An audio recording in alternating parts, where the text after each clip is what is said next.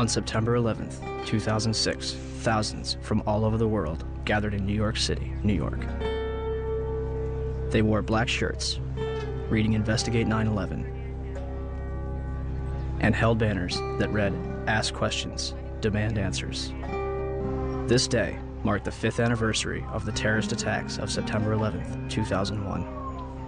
Although the 9/11 Commission report had been published over 2 years prior, many Americans and citizens worldwide remained convinced that the truth was being withheld from the public.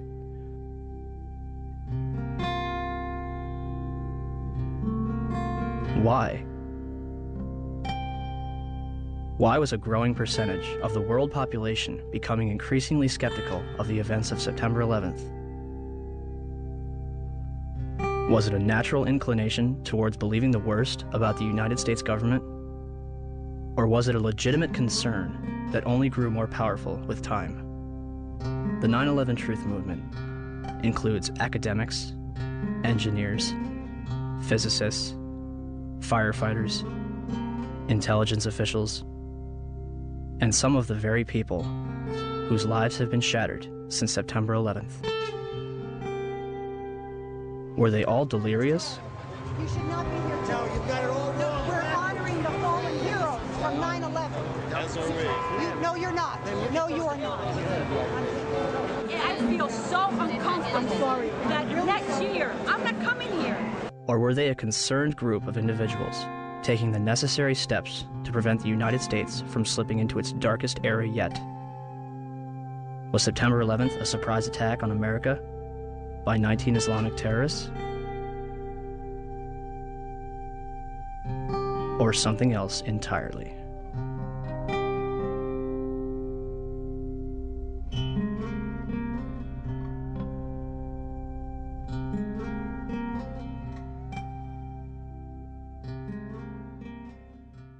George Bush has spent an uncomfortable day with his people trying to explain away why he failed to pass on warnings the White House had received before September the 11th that terrorists were planning to hijack American aircraft. What happened that day has cast a shadow over just about every area of American life. Now one of the country's best-known journalists has said that the American response to the so-called war on terrorism has created a climate of effective censorship in a land claiming to be the home of free speech. There's never been an American war, small or large, in which access has been so limited as this one. The belief runs so strong in both the political and military leadership that those who control the images will control public opinion. Does it suggest that there was somebody on the inside? He kind of compared it to the Godfather story, you know, where the gun was placed in the men's room. There is also a possibility this could be some kind of inside job. May it have been an inside job? Might these people have gotten help from the inside? I was speculating about that along with others early this morning, but now there's a lot more evidence that suggests it's almost certainly the case. It's an obscene comparison. I'm not sure like it, but you know, there was a time in South Africa that people would put flaming tires around people's necks if they dissented. The fear is that you will be necklaced here. You'll have a flaming tire of lack of patriotism put around your neck. Now, it's that fear that keeps journalists from asking the toughest of the tough questions and to continue to bore in on the tough questions so often. People let us stay out of our business. A country that hides something is a country that is afraid of getting caught. And in particular, this Bush administration, who is as tight with Saudi Arabia as you can get. I know the right question, but you know what? This is not exactly the right time to ask it. The president's father used to stay with the bin Laden family when he would go to Saudi Arabia. It starts with a feeling of patriotism within oneself. In the past, though, the FBI has sometimes made problems worse by ignoring or denying them. FBI management intentionally and repeatedly thwarted and obstructed my attempts to launch a more comprehensive investigation to identify and to neutralize terrorists. They realize what an entertainment-oriented society ours has become. To the families and victims of September 11th.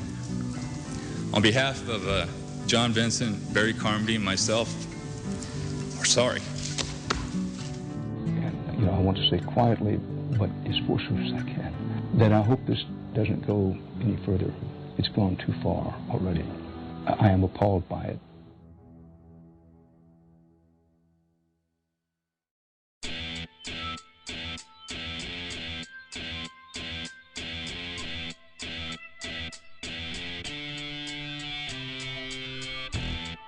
On September 13th, the United States government declares that it has overwhelming evidence that bin Laden is responsible for the attacks. The Taliban offers to hand over Osama bin Laden if the United States can provide evidence.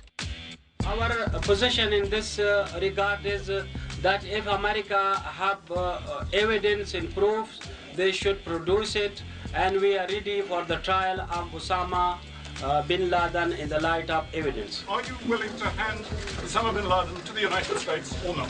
No. Without evidence, no.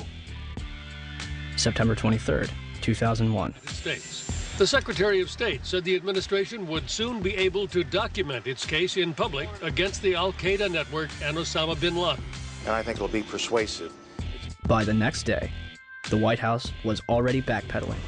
But is there any plan to present public evidence so that, the average citizen, not just Americans, but people all over the world, can understand the case against bin Laden? I think as Secretary Powell said, there's hope to do that and to do so in a timely fashion over some course of time. But I think the American people also understand that there are going to be times when that information cannot immediately be forthcoming, and the American people seem to be accepting of that. It seems as though you're asking everyone to trust you.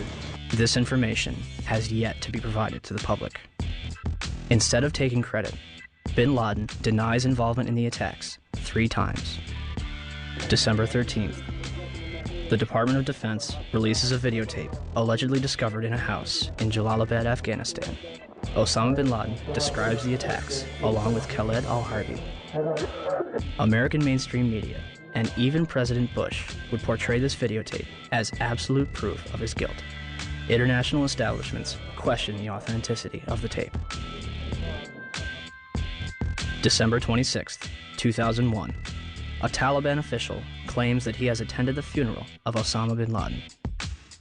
The next day, a video believed to be recorded on November 19th is broadcast, in which bin Laden praises the attack, but takes no responsibility. The next bin Laden video would not appear until October 29, 2004, days before the presidential election. The video is described as the clearest claim of responsibility for 9/11. And when questioned why bin Laden's most wanted poster does not indict him for 9/11, the chief of investigative publicity for the FBI, Rex Toome, replied, 9/11 is not mentioned on bin Laden's most wanted poster is because the FBI has no hard evidence connecting Osama bin Laden to 9/11. Clearly, I couldn't really believe what I had just heard, so I repeated it, and he said, yes, that is correct. The FBI has no hard evidence connecting Osama bin Laden to 9/11. What evidence do they have? 2 bags belonging to Muhammad Atta checked in at Portland Airport but failed to make Flight 11 at Boston, containing a 757 video tour and flight manual, an Arab-English dictionary, a handheld flight computer, a Quran, and his will. Why would Atta take his will onto a plane that would be destroyed in a fiery inferno?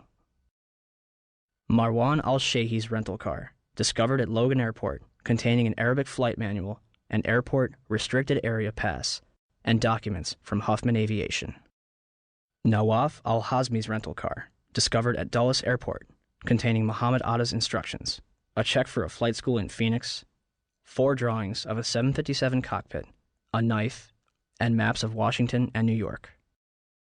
Satam al-Sakami's passport, discovered below the Twin Towers. Well, Dan, not far from here, a passerby found the passport of one of the hijackers. How does a passport fly out of a man's pocket through a 400-mile-per-hour airplane crash, survive 9,000 gallons of jet fuel, and land intact on a sidewalk 1,000 feet below? Mahed Maked and Nawaf al-Hazmi's ID cards discovered in the wreckage at the Pentagon. An ID, Saeed al-Ghamdi's passport, Ahmed al-Nami's driver's license, passport photos, and a business card found in Shanksville. The list goes on. A former high-level intelligence official commented to New Yorker magazine, "Whatever trail was left deliberately for the FBI to chase." They used hundreds of different payphones and cell phones, often with prepaid calling cards that are extremely difficult to trace. And they made sure that all the money sent to them to fund their attacks was wired in small amounts to avoid detection. Small amounts? Lieutenant General Mahmoud Ahmed, the director of the Pakistani Inter-Services Intelligence Agency, the ISI, was reported to have wired $100,000 to Muhammad Atta in August 2001. This transfer was facilitated by Saeed Sheikh, the man who allegedly kidnapped and murdered Wall Street Journal reporter Daniel Pearl, who is investigating the ties between the ISI and Islamic militants. And the Pakistanis, of course, if you know your history, have only been a couple of degrees of separation away from the so-called Al-Qaeda hijackers. The ISI has had a long-standing relationship with the Central Intelligence Agency, dating back to the 1980s with the establishment of the Mujahideen in Afghanistan, which would evolve into Al-Qaeda. I focus in on the wire transfer that General Mahmoud Ahmed wired to Muhammad Atta right before 9/11. That's pretty crucial because General Mahmoud Ahmed was actually meeting with key Washington, D.C. insiders, Senator Bob Graham, Porter Goss, the future director of CIA, on the morning of 9/11. And he has a relationship not only with the CIA, but with Dick Armitage at State Department, Mark Grossman at State Department. Yes. Are you aware of the reports at the time that ISI chief was in Washington on September 11 and on September 10th, $100,000 was wired from Pakistan to these groups here in this area? And why he was here? Was meeting with you or anybody in the administration? I have not seen that report, and he was certainly not meeting with me. Yes? In the White House transcript of this exchange, which is delivered to the press, the information about the ISI is censored. Bob Graham and Porter Goss will later co-head a joint inquiry which publicly claims that the Bush administration received absolutely no intelligence that could have prevented the attacks. The meeting begins at 8 a.m. over breakfast at the Capitol building and lasts through Flight 175's impact with the South Tower. During his visit, which began on September 4th, Ahmed would also meet with the present CIA director, George Tenet. A month later, after reports of the transfer between himself and Atta, Mahmoud Ahmed retires from the ISI. The 9/11 Commission report will later conclude that they saw no evidence that any foreign government or foreign government official supplied any funding. The Commission decided not only to omit the information, but to deny it entirely. On 172, page 172 of your report, the 911 report, you state, quote, "The U.S. government has not been able to determine the origin of the money used in the 911 attacks. Ultimately, the question is of little practical significance," end quote. How can you state that the question of who bankrolled the deaths of 3,000 American people on September 11th is, quote, of little practical significance? Because it costs so little money. That's the awful thing about it. It costs less than $500,000. That's why it was so hard to trace. We were able to find pieces of the $500,000, but it came in very small pieces. And you said earlier $500,000 to do the 9/11 operation. Well, we know that $100,000 was wired to Muhammad Atta directly from the head of Pakistani ISI. Well, I'm not aware of $100,000 in Muhammad Atta, but the Pakistan, I think, is the most dangerous country in the world. Why was there such a vested interest in covering up the transaction between the ISI and Muhammad Atta? And let's talk about that wire transfer, because Governor Kaine had no basis for denial, because the FBI and the Wall Street Journal confirmed the General Mahmoud Ahmed wire transfer I'm talking about. But the 9/11 Commission deliberately said that funding is not important and assigning blame is not important to them, but it is to us.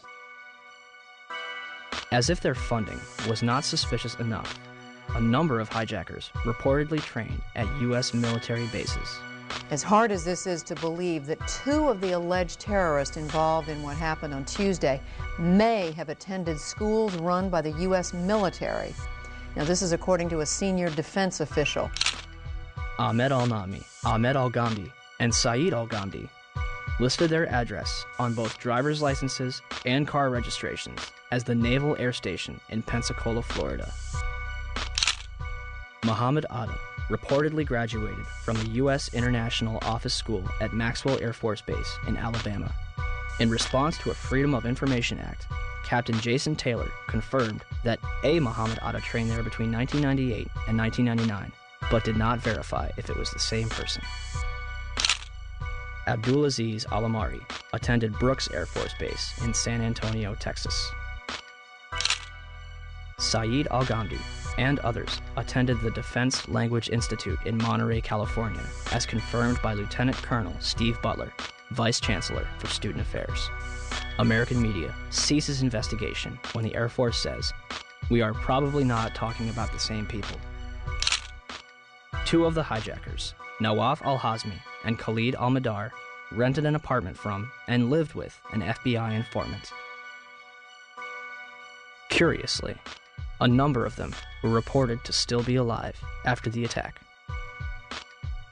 Finally, we were led to believe that the alleged hijackers were fundamentalist Muslims spending their final days preparing for paradise. Yet, in the week before the attacks, a number of them would drink, visit strip clubs, and solicit prostitutes. By all accounts, Atta and his cousin kept to themselves, except for last Thursday at this bar in Hollywood, Florida. It's believed both men came in, drank heavily, and then refused to pay the bill. And the guy got very, very offended, and he said to me, he said, "Oh, I can pay my bill. I'm an airline pilot." And I was like, okay. Mahed Maked is spotted several times at a porn shop.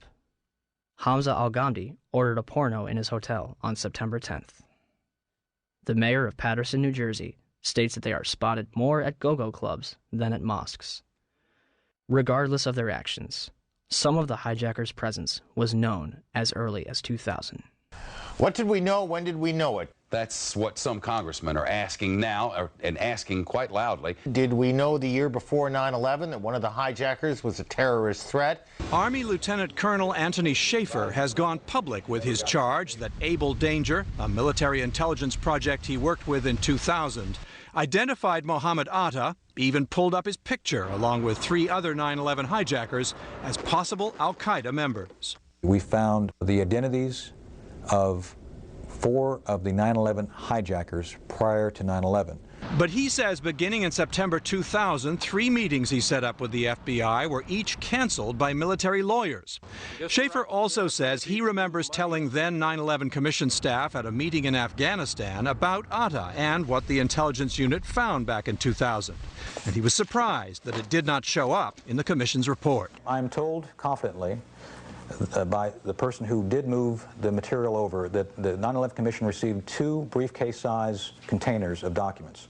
I can tell you for a fact that would not be 1/20th of the information that Able Danger consisted of during the time we spent. A 9/11 Commission spokesman said nothing they got from the Pentagon in early 2004 backed up Schaefer's claim, quote, "None of the documents turned over to the Commission mentioned Muhammad Atta or any of the other future hijackers." Where is it? Where's the beef? Where's the substance? Where is this mysterious chart that purportedly says that Atta was connected in some real way to these other hijackers? We'd love to see it. The company responsible for the chart, Orion Scientific Systems, would claim that only 2 charts were produced and that Atta was not present on either one. Throw them all out, John. These are all the charts. Spread them out. These are all Orion-produced charts. These charts were all done by the data mining efforts. So the Orion Corporation lied to the Senate Judiciary Committee staff. All data mining efforts, and yet the company said to the Senate Judiciary staff, "We don't have any of those charts. They're not ours." Well, here they are, and their logos are on each one of them. Well, Mr. Chairman, at least 2 of the 5 people that were going to appear today were threatened with removal of their security clearances if they continue to talk about this. This is going Are you back. at liberty to identify who those 2 are? I will to you. I'd rather do it privately since the Defense Department has chosen not to allow anyone to testify, but I will provide that information to the committee. For the life of me, I don't understand why, as I understand it, I stand corrected if I'm wrong, but I understand the witnesses we assumed we were going to get to hear from the Defense Department have been pulled. They may be or may not be in the room, but have been instructed that they cannot testify. I think that's a big mistake. This is actually a chart of Al-Qaeda and the various cells around the world. Much of this data, most of it was obtained prior to 9/11 by the work of Able Danger. As you see, there is an actual photograph of Muhammad Atta. What does that depict generally? It depicts the organizational and activity associations of Al-Qaeda operatives that were involved in 9/11 and related events. And at the time, if the commission had looked into this in early 2004, the charts that had Muhammad Atta on it still existed. There was a chart in Mr. Smith's office. There was the chart that still should have been in the Defense Intelligence Agency because it wasn't destroyed within Lieutenant Colonel Schaefer's files until the spring of 2004. The same with the chart that Mr. Smith had. Our support to Able Danger became severely restricted and ultimately shut down due to intelligence oversight concerns. I was supported vigorously by both the LEWA and the INSCOM chain of commands, and we actively worked to overcome this shutdown for the next several months. In the midst of this shutdown, I, along with one of my analysts, Chief Warrant Officer 3 Terry Stevens, were forced to destroy all data, charts, and other analytical products that we had not already passed on to SOCOM related to Able Danger. Another former DOD official will testify today that he was ordered to destroy up to 2.5 terabytes of data. Now, I don't know what a terabyte of data is, so we contacted the Library of Congress. It's equal to 1/4 of all the entire written collection that the Library of Congress maintains. Are you in a position to evaluate the credibility of Captain Philpott, Colonel Schaefer, Mr. Westphal, Ms. Preissler, Mr. J.D. Smith, as to their credibility when they say they saw Muhammad Atta on a chart? Yes, sir. I believe them implicitly. Lieutenant Colonel Tony Schaefer, who was the first member of Able Danger to go public, has now been told in writing by the Defense Intelligence Agency that he can't speak to members of Congress or their staff without prior approval. And now a security clearance, which allowed him to deal with classified information, has been pulled. The congressman says Schaefer has been gagged, punished for speaking up. The official response to Able Danger began in September 2005 with a letter from 9/11 Commissioner Slade Gordon to Senator Arlen Specter. Gordon concludes by saying that since Condoleezza Rice, President Bush, and the White House denied that Able Danger identified the 9/11 hijackers, it never happened. A 6-month investigation by the Senate Intelligence Committee concluded in December 2006 that Able Danger did not identify Muhammad Atta or any other 9/11 hijacker. Can we be certain that the hijackers were radical Muslims on a suicide mission? Or is there a possibility that they were trained, funded, and protected in our own country? Major Deskin? Yes, ma'am, Sergeant Lorda. Yes. I'm just letting you know for information we're having exercise, SF exercise. We're having a comm out. Okay. Guys. Happy, thanks. All right, thank you. Back. Between September 2000 and June 2001, the Federal Aviation Administration, FAA, would scramble fighter jets to intercept errant aircraft 67 times. Interceptions are routine and usually occur within 10 minutes of a sign of trouble, such as permanently losing radio contact and transponder signal or flying off course. On the morning of September 11th, according to official accounts, 4 commercial airliners would be off course and out of communication, and not one of them would be intercepted. How is it that on 4 separate occasions on one day that $1 trillion military and intelligence infrastructure could fail? Never did in anybody's thought process about how to protect America did we ever think that the evildoers would fly not 1, but 4 commercial aircraft into precious U.S. targets. Never. I don't think anybody could have predicted that these people would take an airplane and slam it into the World Trade Center, take another one and slam it into the Pentagon. Nobody in our government, at least, and I don't think the prior government that could envision flying airplanes into buildings on such a massive scale. But that turns out not to be true. U.S. military planners did envision and practice those very scenarios. As reported by USA Today, the North American Aerospace Defense Command, NORAD, conducted exercises with fighter jets, simulating hijacked planes flown into the World Trade Center in the 2 years before the attacks. Pentagon planners also envisioned the attack on the Pentagon 5 months before it happened. According to this April 2001 Pentagon email, Air Force officials wanted a war game, having a terrorist group hijack a commercial airline and fly it into the Pentagon. The idea was to check response times to launch fighter jets. But according to the Pentagon email, the plan was ultimately rejected by senior Pentagon officials as too unrealistic. Still to come are questions, big questions, about NORAD's response on the day of the attack. Why, despite all the exercises and the planning, Peter, jet fighters were not in place anywhere near New York or Washington. Quite an amazing story. Many thanks, Brian. Brian Ross.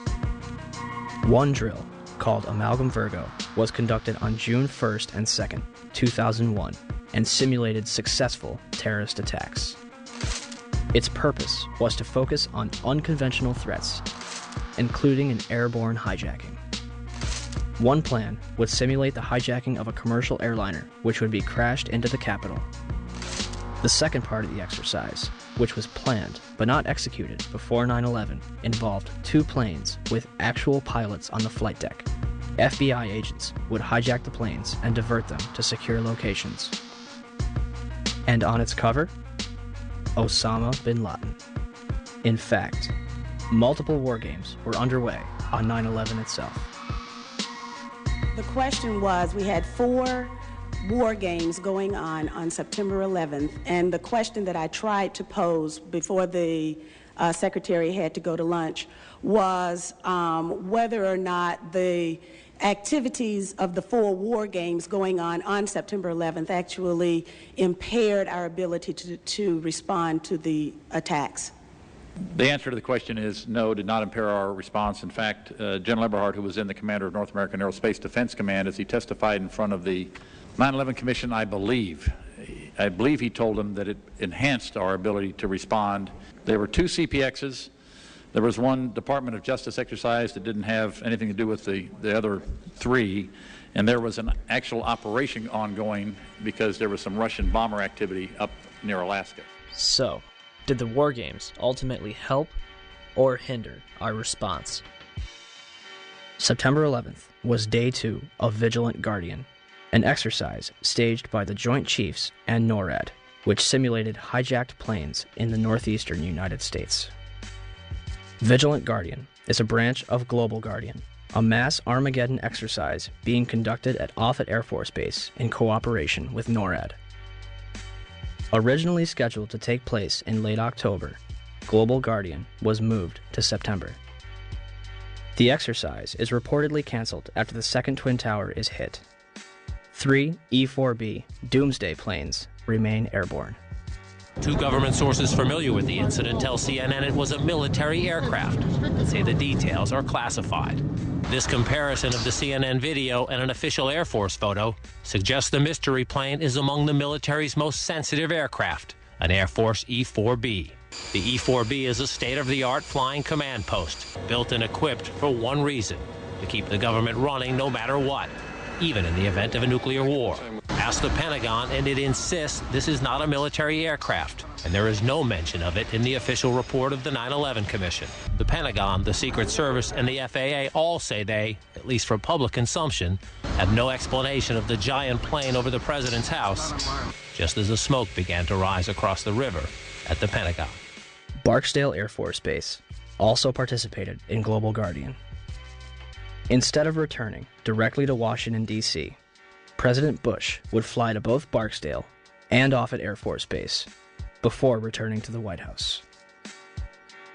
Another drill, Northern Vigilance, moved fighter jets to Canada and Alaska to monitor a fleet of Russian MiGs on a training mission.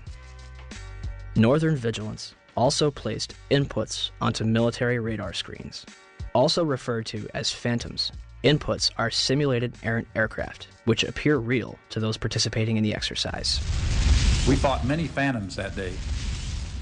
3 F-16s from Andrews Air Force Base, located 15 miles from the Pentagon, are flown 180 nautical miles away for a training mission in North Carolina. Fort Belvoir, an Army base 10 miles south of the Pentagon, is preparing for an exercise intended to test security in case of a terrorist attack. Employees in the Office of Emergency Management on the 23rd floor of World Trade Center Building 7 continue preparations for Tripod, a biological attack drill scheduled for September 12th. Finally, the National Reconnaissance Office in Virginia begins a drill at 8:45, conducted by a team from the CIA, in which a plane crashes into their building. Also, a number of war games were being conducted that have yet to be fully disclosed. Ask about the war games that were planned for 9/11. Commissioner Gorelick. Could you please be quiet? We have only a few minutes with General Myers. I'd like to ask a question. General Myers, I'm sorry. I would ask, please, people in the audience to be quiet if you want to stay here. Submitted some. So, sir, statement. This commission has not answered my questions. I'm walking out. It's a farce. I will. Thank you. So let me get this straight. On the morning of 9/11, the United States is running drills in which hijacked aircraft go in and out of radar. Fighter jets are flown out of the United States, and planes are crashed into buildings. What a coincidence. And in terms of what motivated me to bring all the aircraft down, as you see one thing happen, that's an accident. When you see two of the same thing occur, it's a pattern. But when you see three of the same thing occur, it's a program. And so at that point, I decided to bring all the aircraft down. And so, at 9:45, all airborne planes were forced to land. This order applied to all civilian aircraft. Certain military planes were allowed to remain airborne. By 12:16 that afternoon, the FAA managed to ground over 4,000 planes without incident. During the time that the airplane coming in to the Pentagon, there was a young man who would come in and say to the vice president, the plane is 50 miles out, the plane is 30 miles out. And when it got down to the plane is 10 miles out, the young man also said to the vice president, do the orders still stand? And the vice president turned and whipped his neck around and said, of course the orders still stand. Have you heard anything to the contrary?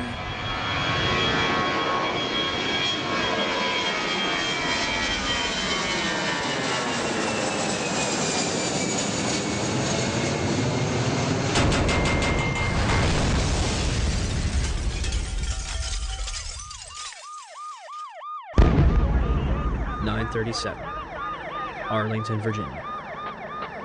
American Airlines Flight 77 allegedly crashes into the ground floor of the Pentagon. Pentagon authorities will deny that the building had anti-aircraft defense. The FBI arrives within minutes, and the site is declared a federal crime scene, becoming their exclusive responsibility. With the help of civilians, they comb the Pentagon lawn for debris, and within 24 hours, they had confiscated every known video of the attack. Pentagon officials initially denied that any of their cameras captured the event. However, on March 7, 2002, 5 images taken by a security camera from across the heliport are released. For years, these 5 frames were the only public footage of the Pentagon attack. This would change on October 14, 2004, when Scott Bingham would file a Freedom of Information Act lawsuit requesting videotapes that captured the impact of Flight 77. Special Agent Jacqueline McGuire of the FBI located a CD-ROM that contains copies of 2 time-lapse recordings made by security cameras, released on March 16, 2006. A video taken from a Citgo gas station, which is open only to Pentagon employees, released on September 15, 2006. And the Doubletree Hotel in Arlington, Virginia, released on December 7, 2006. Agent McGuire concluded that the FBI possessed 85 videotapes that might be potentially responsive. As of this date, we have no clear images of what happened at the Pentagon on the morning of 9/11. The official story goes as such. American Airlines Flight 77 was taken over by 5 hijackers, led by Hani Hanjour. Hanjour entered the United States in 1996 to become a professional airline pilot. He would not complete a single course. It was kind of a waste of time. He wouldn't show up for flights on time, didn't do his homework.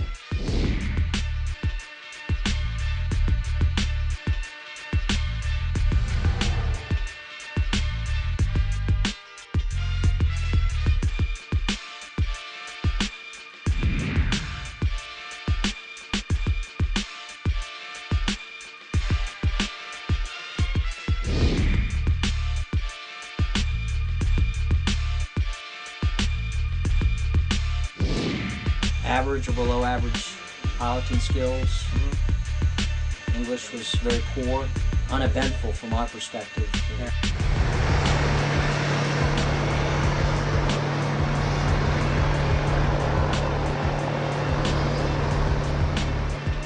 The 9/11 Commission concludes that Hanjour was perhaps the most experienced and highly trained pilot. Flight 93's hijacker, Saeed Al-Ghamdi, was a former Saudi fighter pilot. How could Hanjour be more experienced than him? On the morning of 9/11, Hani Hanjour and his 4 accomplices traveled to Dulles International Airport outside of Washington, D.C. They had spent the weeks beforehand at the Valencia Motel in Laurel, Maryland, 6 miles from the National Security Agency. All 5 will set off metal detectors and be subjected to additional screening, yet all of them proceed to board American Airlines Flight 77, which is described by the Washington Post as unusually light on passengers. Out of 188 seats, 64 would be filled. In fact, all 4 planes involved in 9/11 would be at approximately 30% capacity. The hijackers will board alongside Barbara Olson, the wife of Solicitor General Ted Olson, and a number of employees from Boeing, Raytheon, the Department of Defense, Lockheed Martin, American Airlines, the Navy, Army, and other government agencies. The pilots were Officer David Charlebois and Captain Charles Burlingame. Charles Frank Burlingame III, an aeronautical engineer and a graduate of both the Naval Academy and Top Gun Fighter Pilot School, flew F-4 fighter jets and developed anti-terrorism strategies at the Pentagon before retiring in 1989 to take a job at American Airlines. He would remain active in the reserves and anti-terrorism exercises until 1996. His Boeing 757 would be crashed into the very section of the Pentagon he used to work in. The hijackers would have only moments to subdue both Charlebois and Burlingame, remove them from the cockpit, and retain control of the airplane.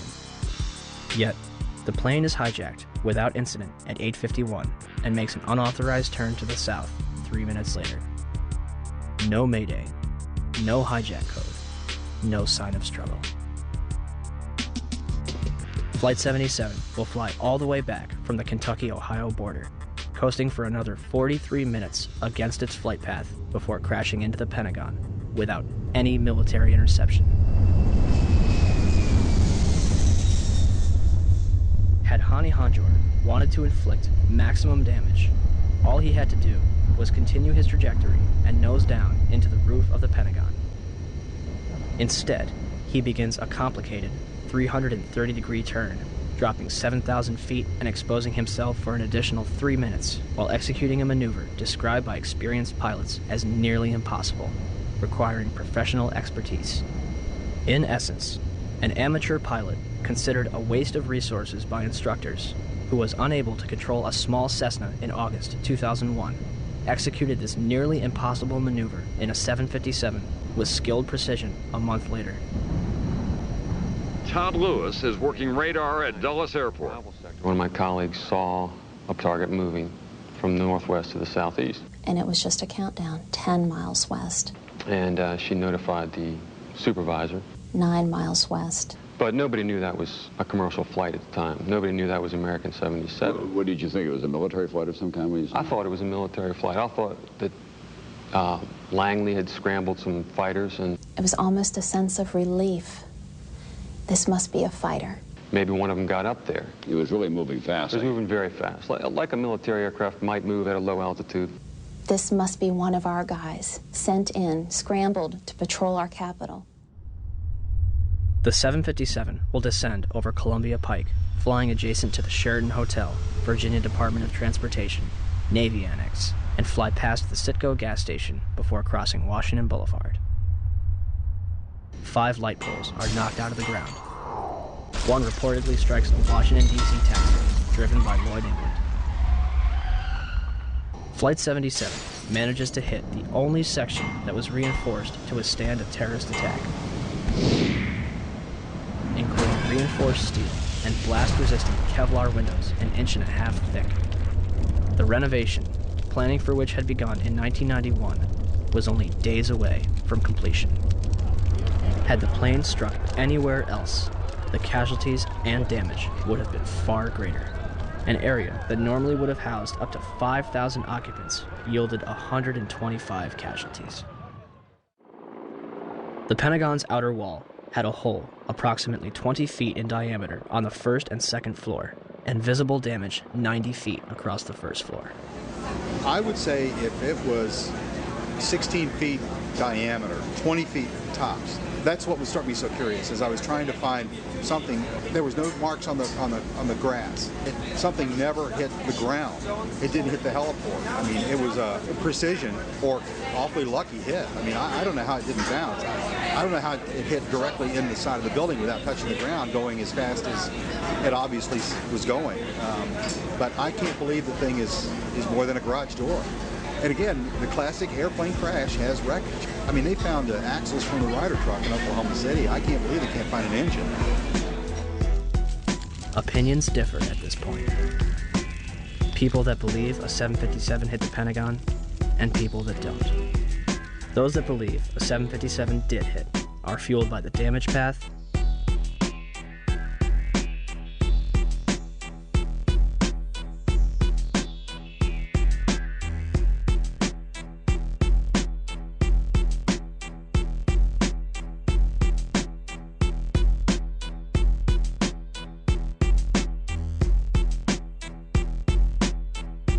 wreckage outside the building,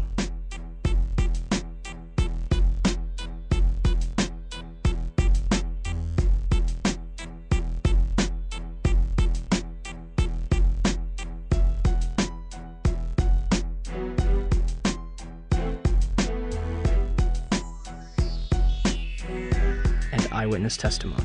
While we were sitting in the office, and all of a sudden we heard some rumbling, something is kind of hitting us. Very imminent things could happen. So we look at each other, and it really, the noise is unbearable. And at the last moment, my brother jumped out the office. I heard about the very weak jet sound. Looks like just up to here. I just look at the outside, big black wings coming that way. And then I just running out, and then 2-3 seconds, boom. We're used to seeing planes. Maybe a 20-passenger corporate jet, no markings on the side. I saw a plane going down, big plane, commercial liner type. And I saw this jet coming in, and it was really low, and it was an American Airlines jet. You could read the AA on the side, silver fuselage. This particular plane was awful low, and as we were coming down on a 395, it came across in front of us, and it was low. Coming in at a shallow angle like it was landing right into the side of the Pentagon. It just happened. It was really amazing. huge explosion. So you actually saw the plane impact the side of the building? Yes, I did. Just one plane? Just one plane. I basically made a turn too early and ended up right in front of the Pentagon on Route 27, which goes just, I didn't even know it was the Pentagon. I mean, I've grown up in this area, but I just am basically never over there. Besides, you can't really tell it's five-sided anyway, so I didn't even know it was the Pentagon. But I was just in traffic. My main focus was that I was late for this service, and we were stuck in totally standstill traffic, just sitting dead still on the highway. And basically, without warning, there was just the sensation of something coming over the top of us. It seems the plane was so low that it hit a light pole that was just on the edge of the highway, on the far side there. Before it came over the highway, it clipped this pole, which I heard ended up being knocked over and hitting a taxi, which was near my car. Okay, my name is Lloyd England. 9/11, I was driving my car on my way home. This airplane flew over top of my car. It was real close. Something, glass, a loud noise happened, and the pole came through the dashboard, right through the car. I stopped the car in the middle of the street. It didn't stop straight, it stopped at an angle. As far as the plane went through, it didn't come back in until I stopped the car and got out. Then I looked for the plane. There was no plane, but it was quiet. If had nobody seemed to have indicated where something happened, I wouldn't have known. And I was there. I mean, I'm there. And the plane, the wing spread would have been from that house, maybe halfway in my house. And the big wing, the big motors underneath of them. And nothing was left out? Those that think a 757 did not hit are fueled by the damage to the building and lack of large structural debris outside. Particularly, the lack of damage from the wings and vertical stabilizer, and the fact that those objects, as well as the engines, were never fully recovered. Is there anything left of the aircraft at all? First of all, the question about the aircraft, there are some small pieces of aircraft visible from the interior during this firefighting operation I'm talking about, but not large sections. In other words, there's no fuselage sections and that sort of thing. They said it was a plane, and I didn't see any pieces of any plane, and I couldn't believe that a plane hit the building. There are numerous parts to a 757 that are virtually indestructible. To date, we have not seen a single piece positively identified as Flight 77's. The fact that an exit hole inside the Pentagon is not explained by any official report on the attack. The fact that there was no impact damage on the lawn. And the fact that out of the videos that have been released, none of them clearly show a 757. The outer wall will collapse 20 minutes later, leaving a hole approximately 70 feet wide. What hit the building may be important. However, our focus should be on why it was hit in the first place. The section hit was the headquarters of Naval Operations, Naval Intelligence, and the Navy Command Center. Army personnel were also killed. A number of accountants and budget analysts were also present at the time and killed in the attack. The Arlington County After Action Report states that important budget information was in the damaged area. It's interesting that 24 hours prior, Donald Rumsfeld publicly made this announcement. According to some estimates, we cannot track $2.3 trillion in transactions. According to the 9/11 Commission report, the military was unprepared for the transformation of commercial aircraft into weapons of mass destruction. Counterterrorism forecaster Marvin Citron authored a report in 1994 for the Department of Defense, warning of Washington's vulnerability to terrorist attack. We predicted a plane could have crashed into the Pentagon. That's about as specific as you can be. If you made a right turn at the Washington Monument, you could hit the Pentagon. A left turn, you could hit the White House. Back on October 24th, 2000, the Pentagon conducted MASCOW, a mass casualty exercise which simulated the impact of a Boeing 757 into the building. very curious, and as time goes by, it makes you more curious as you have time to dwell on the details and all the information that's becoming available. I can't drive my car that well, but I can't imagine somebody just climbing behind the wheel of an airplane and doing what they did and doing it so well. Basically, it was the strangest day I've ever spent in my entire life. It was like in slow motion. I get chills every time I hear the audio. Physically, I swear I get chills every time I watch the video. I can feel the heat. I can smell the fuel, or I can smell the burning. There's been a lot of curiosity, I think, in time, and even for me, who was there. I still have questions of, did I really see what I think I saw? You know, when you're led to believe and you think you believe what you think you saw, I think that you begin to buy into it. But the more you dwell on it and the more the evidence comes forward, the questions get larger and larger and larger. I'd like some conclusion. I mean, I'm sure the families would, and I'm sure the military knows a lot more than we do in the government, but I'm just astounded that they don't share more of the information that's available. If the government was 100% forthcoming and wanted to squelch any doubt as to what happened, why have they controlled the evidence so strongly? Why is there no positive identification of Flight 77? Why, when Vice President Dick Cheney was aware of an incoming aircraft up to 50 miles away, were employees allowed to remain in the building? Had a single alarm gone off inside the Pentagon, 125 people would be alive today, and hundreds more would not be suffering. And when it got down to the plane is 10 miles out, the young man also said to the vice president, "Do the orders still stand?" And the vice president turned and whipped his neck around and said, "Of course the orders still stand. Have you heard anything to the contrary?" Norman Minetta's testimony would be completely unreported by the 9/11 Commission. It would also be censored from the online archives of Commission hearings. A spokesperson from the National Archive claimed that it was a technical snafu.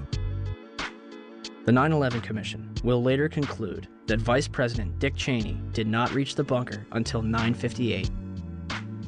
My main concern is that in your testimony, you stated that Vice President Dick Cheney came into the POEC office at 9:20 when you arrived, and he was already there. He's gone in front of Meet the Press, and he said that he was there at 9:38.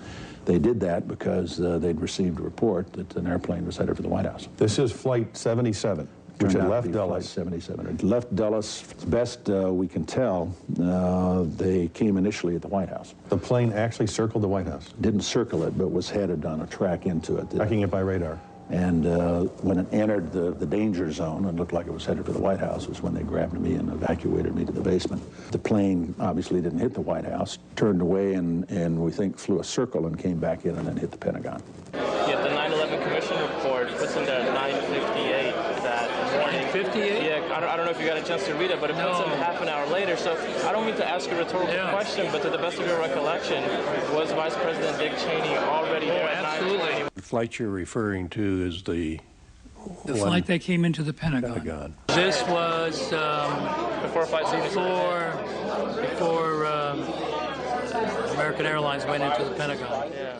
Norman Minetta was in the bunker with Cheney, and so the fact that wasn't in the 9/11 Commission report was rather odd, don't you think? Yeah. Who was that young man? Did anybody ask who that young man was? How could Dick Cheney, or anyone in the administration, especially after an aide warned him a plane was 50 miles out and 2 planes had already struck the World Trade Center, allow the Pentagon to be struck?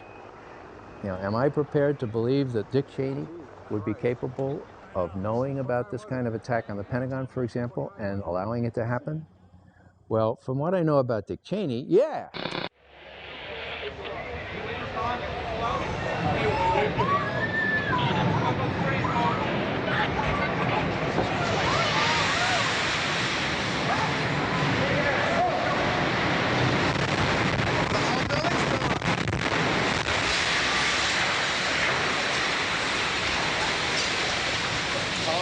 Fucking Jesus! 9:59, New York City, New York. The South Tower of the World Trade Center, 110 stories tall, collapses to the ground in approximately 10 seconds. 29 minutes later, the North Tower follows suit, also collapsing in approximately 10 seconds. Later that evening, at 5:20, World Trade Center Building 7, 47 stories tall, collapses to the ground in under 7 seconds. The official explanation is that falling debris from the North Tower created a series of fires inside the building. If this is true, it would be the third steel-frame skyscraper in history to completely collapse because of damage and fire. The first two would be the Twin Towers. February 23rd, 1991. One Meridian Plaza, a 38-story skyscraper in Philadelphia, burned for 18 hours across 8 floors. It is later described by officials as the most significant fire of the century. It did not collapse. October 17, 2004. A 56-story skyscraper in Caracas, Venezuela, built in 1976, burned for over 17 hours and spread across 26 floors. It did not collapse. February 13th, 1975. A 3-alarm fire broke out between the 9th and 14th floors of the North Tower. No one died. The building was unoccupied. The fire began in an electrical wiring closet on the 11th floor. There should have been fire stops to prevent it from spreading, but there weren't. The fire spread to 6 other floors.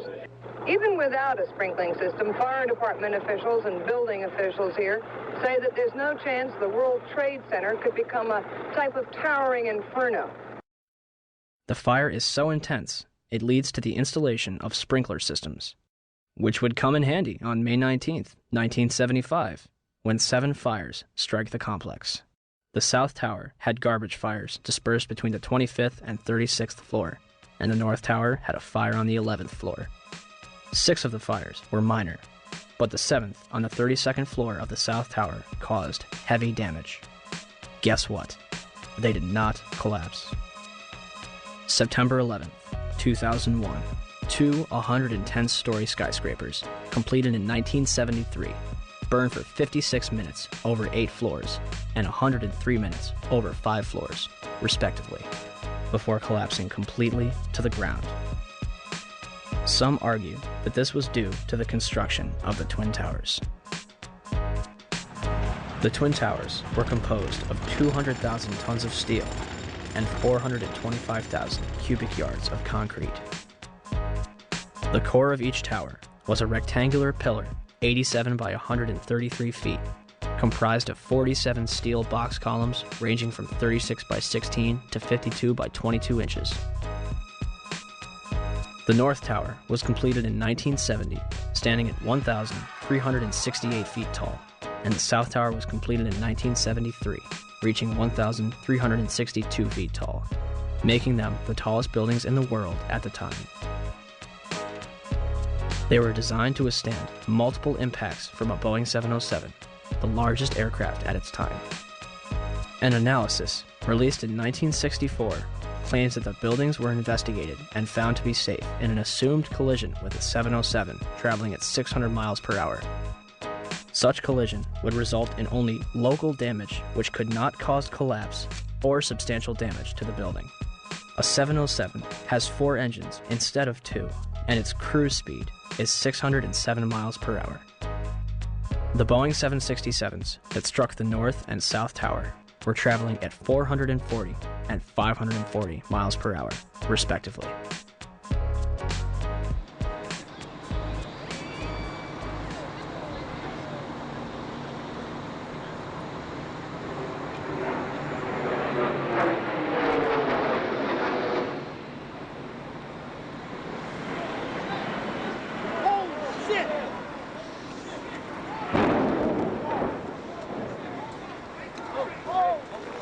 Breaking news on WCBS 880, right here, right now.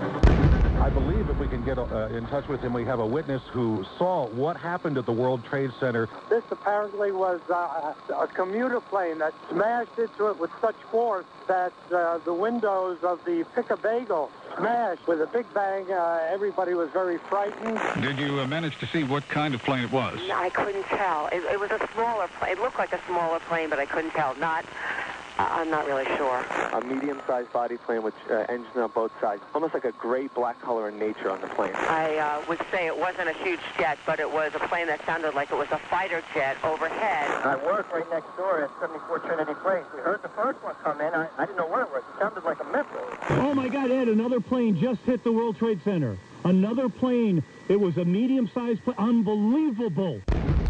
It would appear, Jim, as if there's more smoke coming from the ground at some point. Well, we used to have another, things have fallen to the ground and are burning. And we One gentleman told me he was on the 65th floor standing next to an elevator when the elevator exploded and knocked him out of his shoes. Another woman said that she was working on the 49th floor and she's seen people in the stairwells with burns, broken arms. People are passing out of the stairwells from the heat. She says there's a lot of heat and smoke. It's a horrible scene here. I'm live at Broadway and Fulton. Allison Keyes, WCBS 880 News. All right, thank you, Allison. Basically, there's people running around down the street. All the glass panes that are on the bottom part of the World Trade Center are all blown out. When I first heard it and ran over to the window, it looked like there was fire on the bottom floor. Well, they're ahead there. And all of this, the world... Oh, wait. Oh, my God. Oh, my God, the building fell. Are you there? The building just fell. You said it sounded like the 4th of July. You heard a big explosion before the building fell? I saw it as it was happening, and it sounded as if you had 100 of those little black cat firecrackers and you lit them all off at once. That's what it sounded like. It sounded like the finale of the 4th of July over the East River. Oh, my We just witnessed some kind of secondary follow-up explosion. 10 o'clock Eastern Time this morning, just collapsing on itself. We have no idea what caused this. Almost looks like one of those planned implosions. As if a demolition team set off. When you see the old demolitions of these old buildings, it folded down on itself and it is not there anymore. If you wish to bring anybody who's ever watched a building being demolished on purpose knows that if you're going to do this, you have to get at the under infrastructure of a building and bring it down. Right now, police have to determine is whether that explosion was caused from the initial impact of the plane or whether it was something that was exploded on the ground. Generally speaking, for a building to collapse in on itself like that, it would seem to indicate that there could have been an explosion, a bomb planted on the ground that would make the building collapse within itself. By that evening, eyewitnesses and experts alike were rushing to defend the official narrative of events, claiming that raging jet fuel fires melted the steel inside the Twin Towers. I saw this plane come out of nowhere and just ream right into the side of the Twin Tower, exploding through the other side. And then I witnessed both towers collapse, one first and then the second, mostly due to structural failure because the fire was just too intense.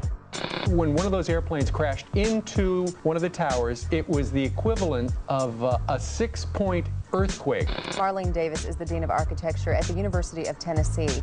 She calls the 110-story tall twin tower tube structures. That means there are no internal columns holding it up. You know, when we saw this yesterday, people said, oh my goodness, there was a bomb on there. There must have been a bomb that collapsed. Must have been a bomb below. Right, that finished the job. Well, it turns out we heard from experts who said that, you know what, the fire on those floors probably 1,500 degrees. Steel can only withstand so much because the steel structure that holds the building up was on the outside, and essentially the building started to melt and it gave way and it toppled. Engineers suspect the temperatures inside the crash areas could have quickly reached well over 1,000 degrees, perhaps approaching 2,000 degrees, beyond the melting point of any steel. They were not designed perhaps to take a direct strike from something the size of a 737 or an Airbus, perhaps fully loaded with fuel. Steel will melt. Physics professor and explosives expert Van Romero. Even if there was no secondary explosives in the building, hitting the having the airplane hit the building where it did, a large amount of weight above the damaged location, that damaged location being further damaged by the fire, that structure could no longer support the weight above it, and the collapse ensues. Numerous individuals, including some of the architects themselves, would claim that plane crashes were never taken into consideration and that the building was doomed to failure. Hyman Brown was the project engineer on the Twin Towers, the man on the ground in charge of making sure the buildings were built right, the way it was designed. Structural steel is fireproof to last between 1 and 2 hours, which it did, and then steel melts. Each tower was built around a central core. That core kept the building up, supporting the tower's so-called dead weight. But when steel melts, according to Brown, like dominoes, it falls. Brown says the towers were built to withstand 200-mile-an-hour hurricanes, the 100-year storm, the worst nature could dish out.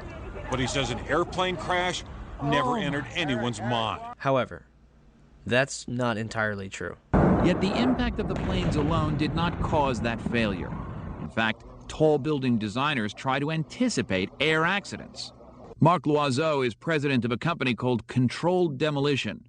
When this structure was designed, it was designed, to the best of my understanding, to take the impact of what was then the state-of-the-art airplane being used in our country, the Boeing 707. The building was designed to have a fully loaded 707 crash into it. That was the largest plane at the time. I believe that the building probably could sustain multiple impacts of jetliners because this structure is like the mosquito netting on your screen door, this intense grid, and the jet plane is just a pencil puncturing that screen netting.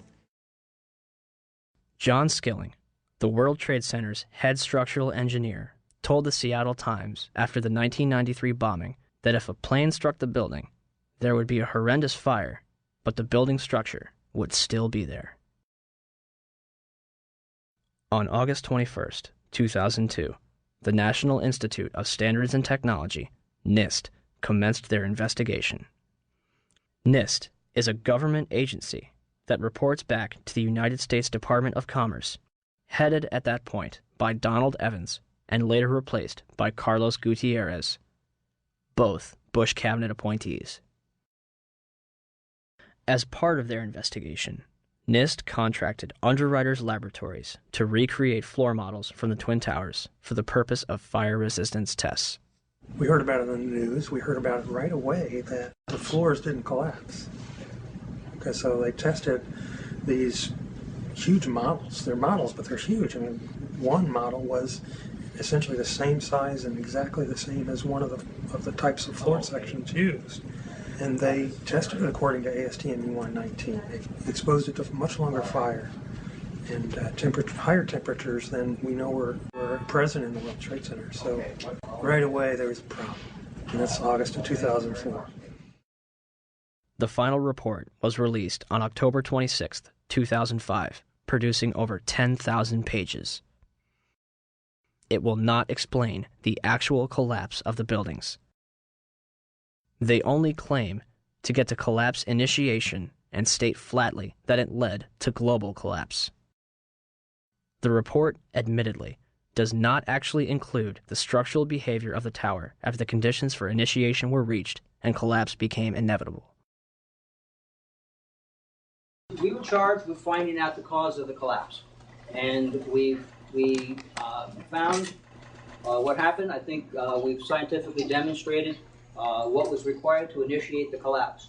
Once the collapse initiated, the video evidence is rather clear. It was not stopped by the floors below, so there was no calculation that we did to demonstrate that, what is clear from the videos. NIST concludes that they found no evidence suggesting that the World Trade Center towers were brought down by controlled demolition. Where would people get an idea like that? 1. Except for material that was blown outwards, the Twin Towers collapsed into their own footprint symmetrically at nearly free-fall speeds. Newton's laws of motion determine how long it takes an object to travel a certain distance in complete freefall.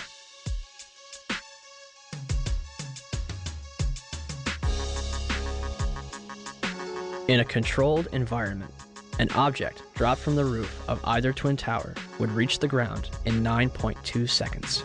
The 9/11 Commission report will state, at 9:58, the South Tower collapsed in 10 seconds. Even NIST says the tops of the buildings came down essentially in free fall. Judge for yourself.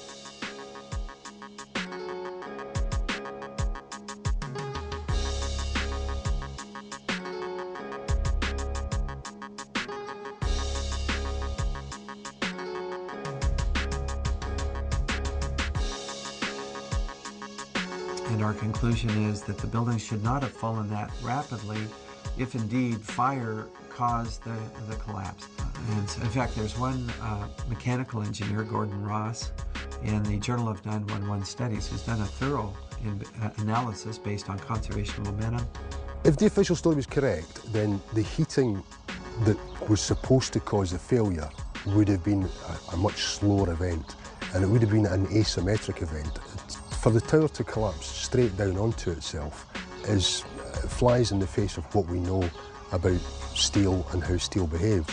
When we have a failure in one area, then the failures tend to continue within that area, and you see an asymmetric collapse, possibly the upper section falling off as it twisting away from the tower and falling off. But it's very unusual to see the upper section falling straight through the path of the greatest resistance, which was straight down through the middle of the tower. It just does not add up. 2. Molten metal exceeding 2,000 degrees Fahrenheit was discovered in the rubble of Ground Zero, underneath the Twin Towers and Building 7.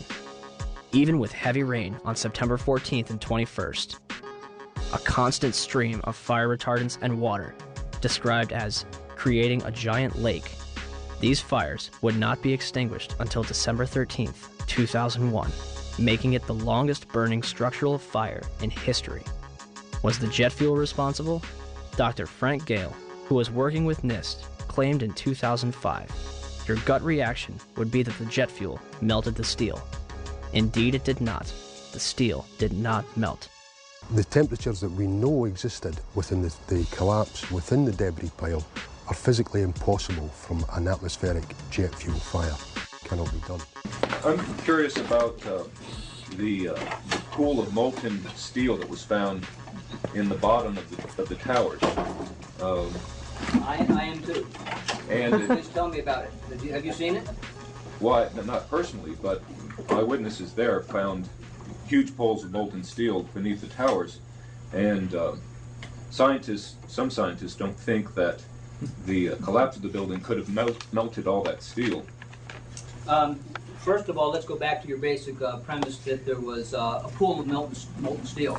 I know of absolutely nobody, no eyewitness who said so, nobody who's produced it. I was on the site, I was on the steel yards, so I don't know that that's so. You'd get down below and you'd see molten steel, running down the channel rails, like you're in a foundry. Yeah, like lava. Like it was lava from a volcano. Underground, it was still so hot that molten metal dripped down the sides of a wall from Building 6. However, they do hit hot spots occasionally, and everything stops. There were fires of 2,000 degrees Fahrenheit below the ground. I don't know that that's so. There's video of it. Melted around 2,600 degrees Fahrenheit. I think it's probably pretty difficult to get that kind of temperatures in a fire.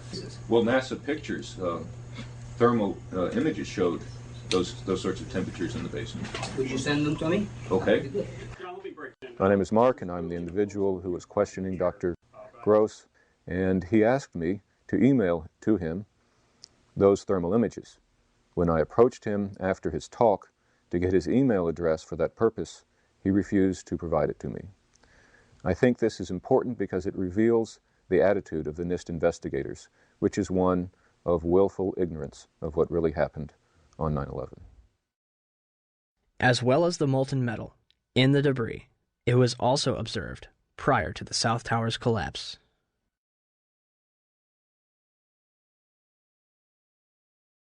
Also, a minute and 20 seconds before collapse, large amounts of white smoke begin pouring from the base of the South Tower.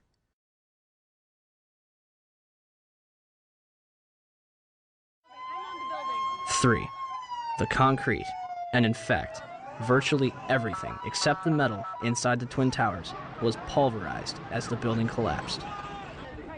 This pulverized material created pyroclastic dust clouds that raced down city streets, coating lower Manhattan in a fine dust. Pyroclastic clouds generally occur during two events: volcanic eruptions and controlled demolitions.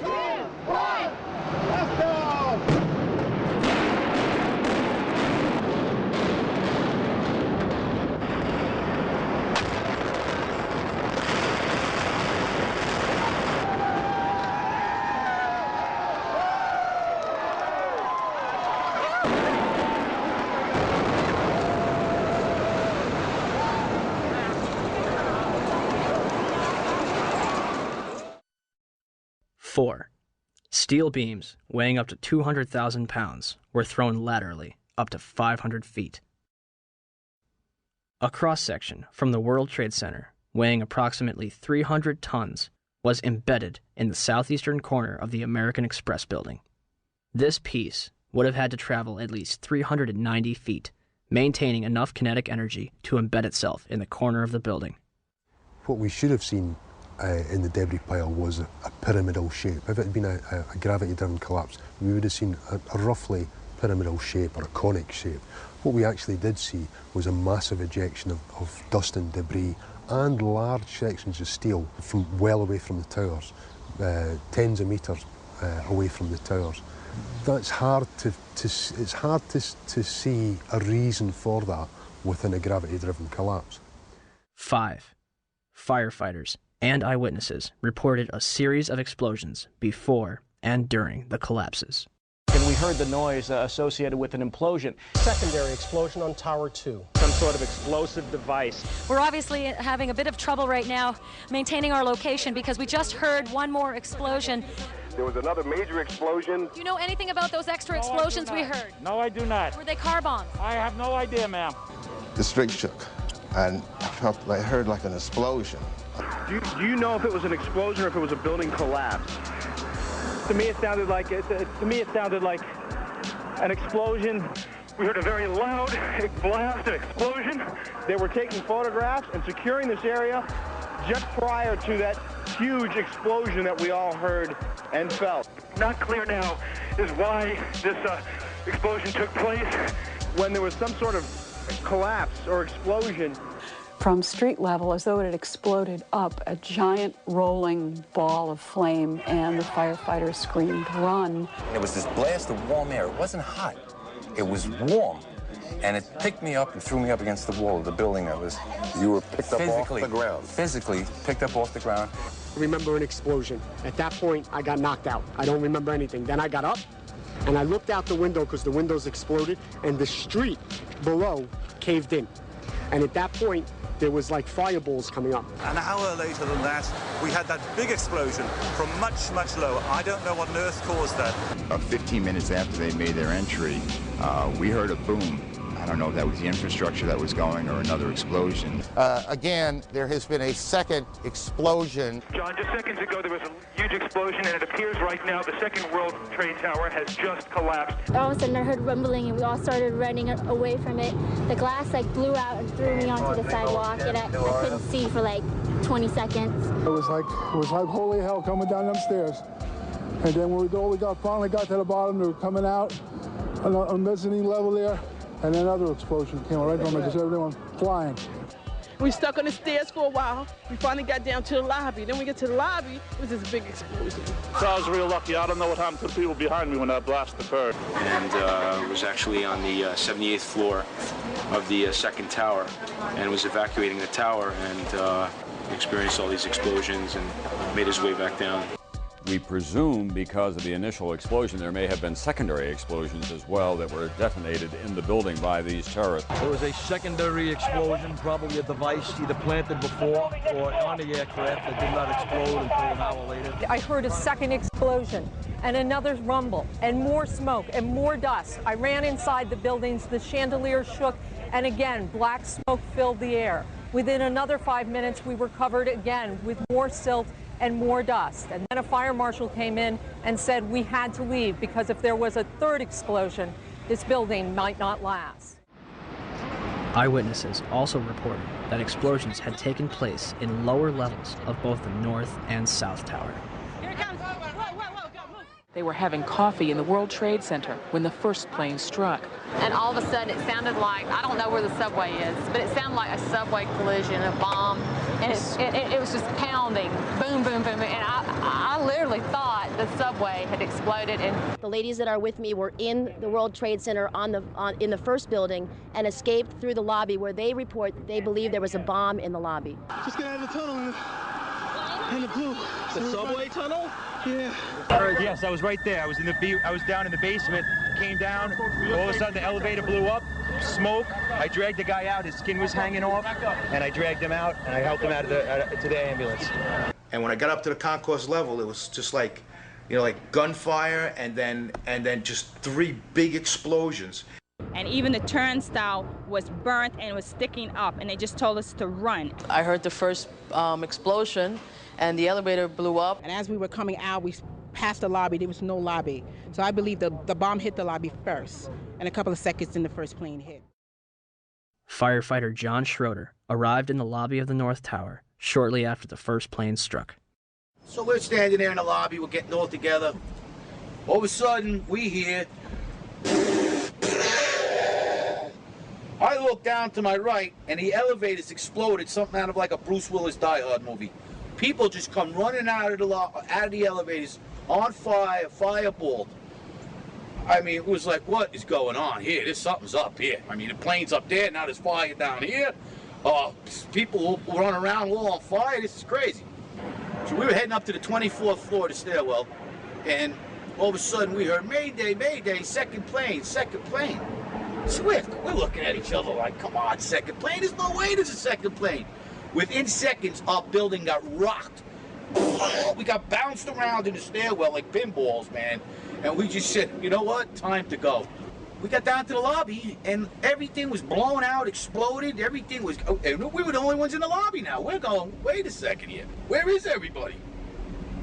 Because the building was coming down the outside. They moved the command post to World Trade Center, too. So now we're like, we didn't get no, where is everybody? We were in the lobby. It looks like everything was exploded, everything was gone. We're like, what is going on here? We didn't know. We were like, this is crazy.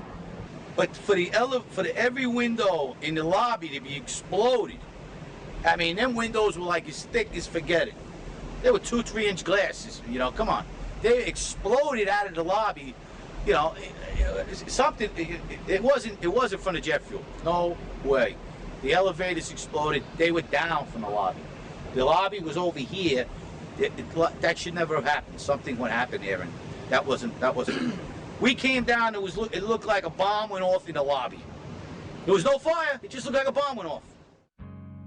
So, how was the largest and most puzzling architectural failure in history treated? The steel from the World Trade Center was mostly shipped overseas, eliminating any possibility of independent investigations. New York City's Department of Design and Construction contracted 4 companies for debris removal. Each was assigned a specific zone and controlled and monitored by a 3-person team. The operation was so controlled that in November, each dump truck used for removal of debris was fitted with a GPS locator.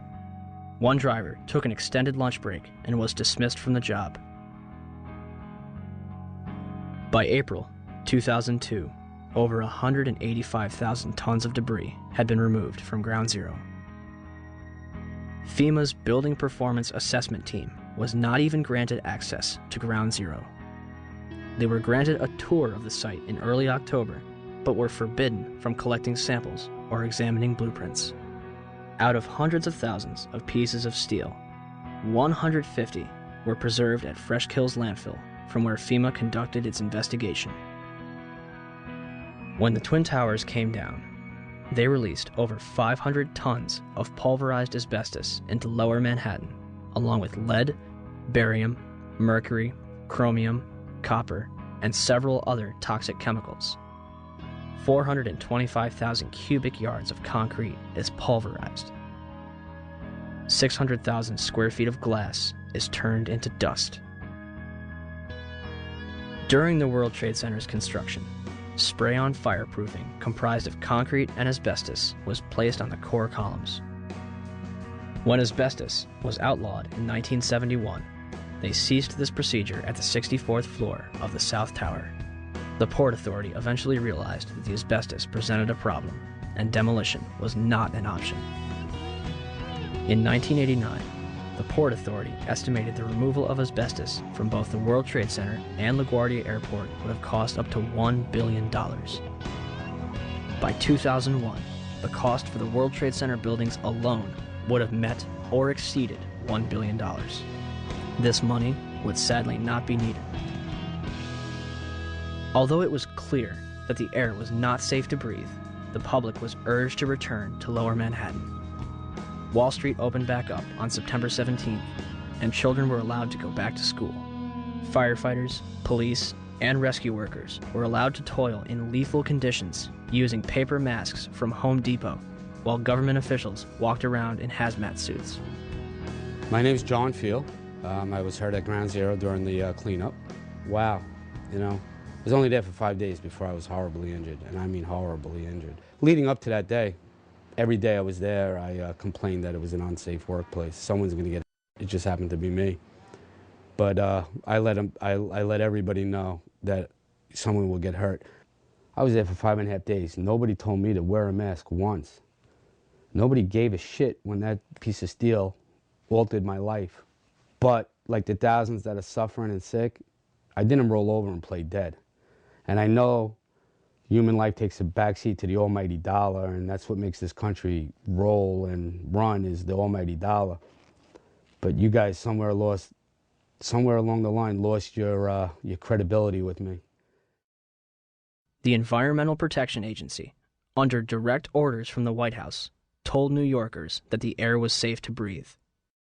The administrator at the time, Christine Whitman, issued an internal memo on September 12th, declaring that all statements to the media should be cleared through the National Security Council before they are released. So what happened? The White House changed EPA press releases to add reassuring statements and delete cautionary ones. September 13th, the EPA draft release, never released to the public, says EPA testing terrorized sites for environmental hazards. The White House changes that to EPA reassures public about environmental hazards. September 16th, the EPA draft says recent samples of dust on Water Street show higher levels of asbestos. The White House version, new samples confirm ambient air quality meets OSHA standards and is not a cause for public concern. And the White House leaves out entirely this warning, that air samples raise concerns for cleanup workers and office workers near Water Street. Why all these changes? We were told that a desire to reopen Wall Street and national security concerns were the reasons for changing the press releases. Christy Todd Whitman should be in jail for manslaughter. Christy, go to jail. Do not piss. Go. Just go to jail. Lock yourself up. When I said that, everybody said, don't you think that's a little harsh? And I said, no. 6 months later, every politician was saying it. Everybody was saying it like it was like saying hi. I pat myself on the back for having the nerve and the audacity to say that. She took orders from Condoleezza Rice, who took orders from the White House. They knew the air was bad. They lied. You should go to jail for manslaughter. For every time somebody dies. James Sedroga, Don Jones, Tim Keller, my close personal friend who I had to go to his funeral, Officer Borgia, and the many more that have died. I take this personally now. I take it real personal. You got an ex-mayor running for president who claims he helped us. Standing on a pile with a bullhorn, Mr. President and Mr. Giuliani, does not constitute helping anybody. At all. The EPA's public release assured people that there was no significant level of asbestos in the air, and that instead of evacuating, they could clean their homes with a wet rag. More people will die post 9/11 from these illnesses than died on the day itself. By 2006, 70% of the 40,000 Ground Zero workers had developed respiratory problems. Hundreds of them had developed cancer, and over 80 had died. To make matters worse, a large majority of the victims from the World Trade Center were denied a decent burial and treated like garbage. A pile of approximately 500,000 tons of ash located at Fresh Kills landfill contains 1,148 victims that have yet to be identified. Mayor Bloomberg has repeatedly denied family members' requests, replying, "I've only visited my father's grave once." On top of all of this, human remains were discovered up to 400 feet away from the South Tower, on the roof of the Deutsche Bank building. 300 bone fragments were discovered between April 7th and 14th, 2006, and more are expected to be found. Is all of the above possible with a gravity-driven global collapse? Were the Twin Towers brought down as a result of the airplanes that struck them and the fires that followed? Or were they brought down in a controlled demolition? All right, some new information coming in. Report from Associated Press of a large plane crashing in western Pennsylvania. This is according to officials at the Somerset County Airport. A large plane crashing in western Pennsylvania. We have that plane crash. I'm sorry, go ahead, Skip. Say it again. Repeat, please, Skip. I'm saying somebody may have made that horrible decision to go ahead and take the plane down.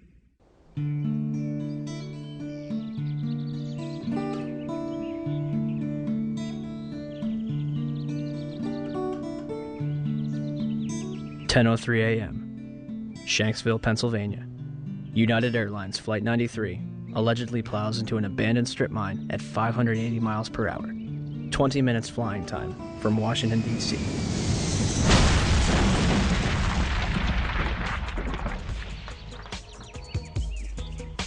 Originally, the official story is that passengers on board the plane overthrew the hijackers and sacrificed themselves to prevent further casualties.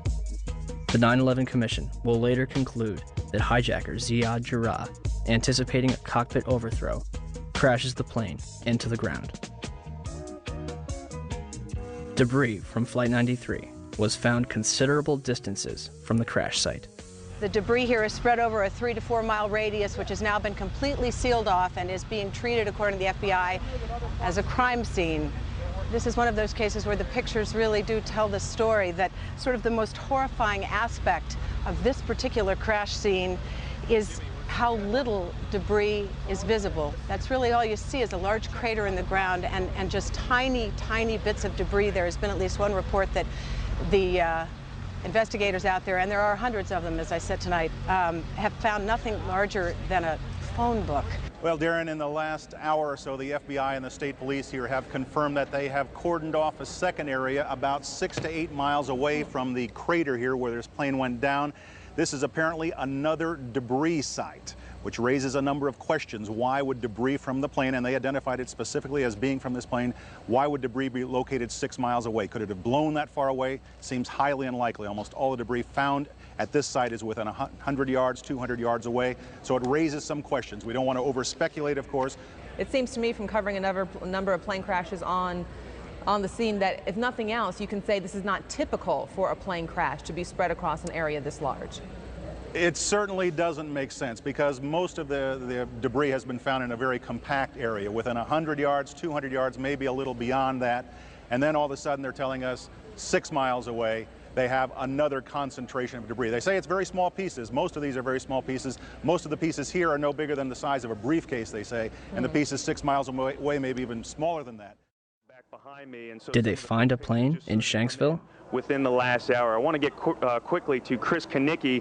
He was back there just a couple of minutes ago, and Chris, I've seen the pictures. It looks like there's nothing there except for a hole in the ground.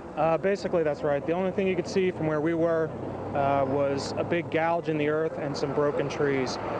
From where we could see, there wasn't much left. Any large pieces of debris at all? No, there was nothing that you could distinguish that a plane had crashed there. Smoke, fire? Nothing. It was absolutely quiet. It was actually very quiet. Nothing going on down there, no smoke, no fire, just a couple of people walking around. They look like part of the NTSB crew walking around looking at the pieces. How big would you say that hole was? From my estimates, I would guess it was probably about 20 to 15 feet long and probably about 10 feet long or 10 feet wide. What could you see on the ground, if anything, other than dirt and ash? And you couldn't see anything. You could just see dirt, ash, and people walking around, broken trees. From the Somerset County coroner to the mayor of Shanksville, almost every eyewitness would remark how little of the plane and its passengers remained. But when I got there, I wondered to myself, where is it? There was the plane was just totally disintegrated. The only thing we didn't see were people.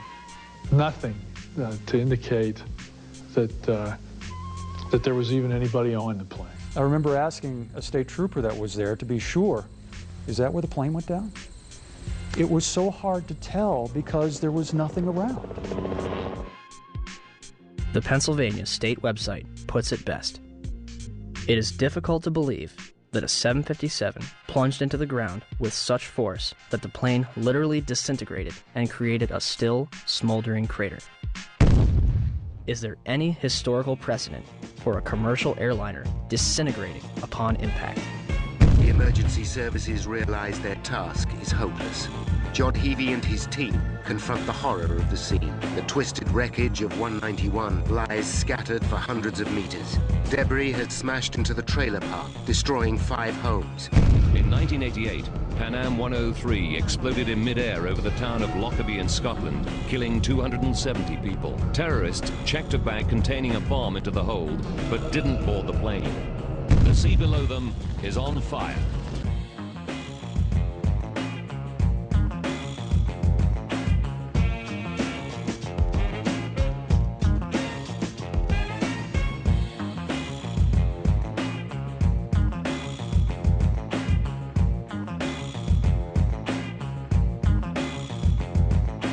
The governor is saying that the pilot was able to dump fuel over Jamaica Bay. It immediately veered over to the right, and it came nose down, only a block away from where I was working. And the room just exploded. My daughter got blown through the patio doors. My wife got blown into the living room, and I got blown out the patio doors behind my daughter. Several blocks away from the primary crash scene, the aircraft may have been rocked by vibrations severe enough to knock the engines off the wings. Jim, let me just tell our audience what you're looking at. These are from Jamaica Bay. This is clearly a part of the plane. Yes, that would be the horizontal stabilizer, the vertical tail fin on the back of the airplane.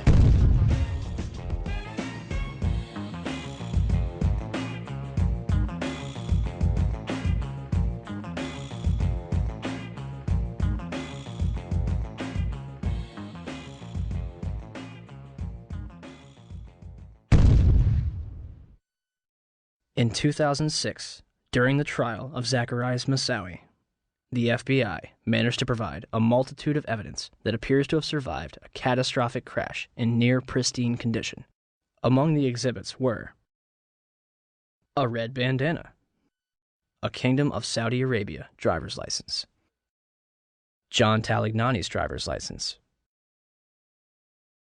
and flight attendant Cece Lyle's personal effects, including her driver's license and Marriott hotel card.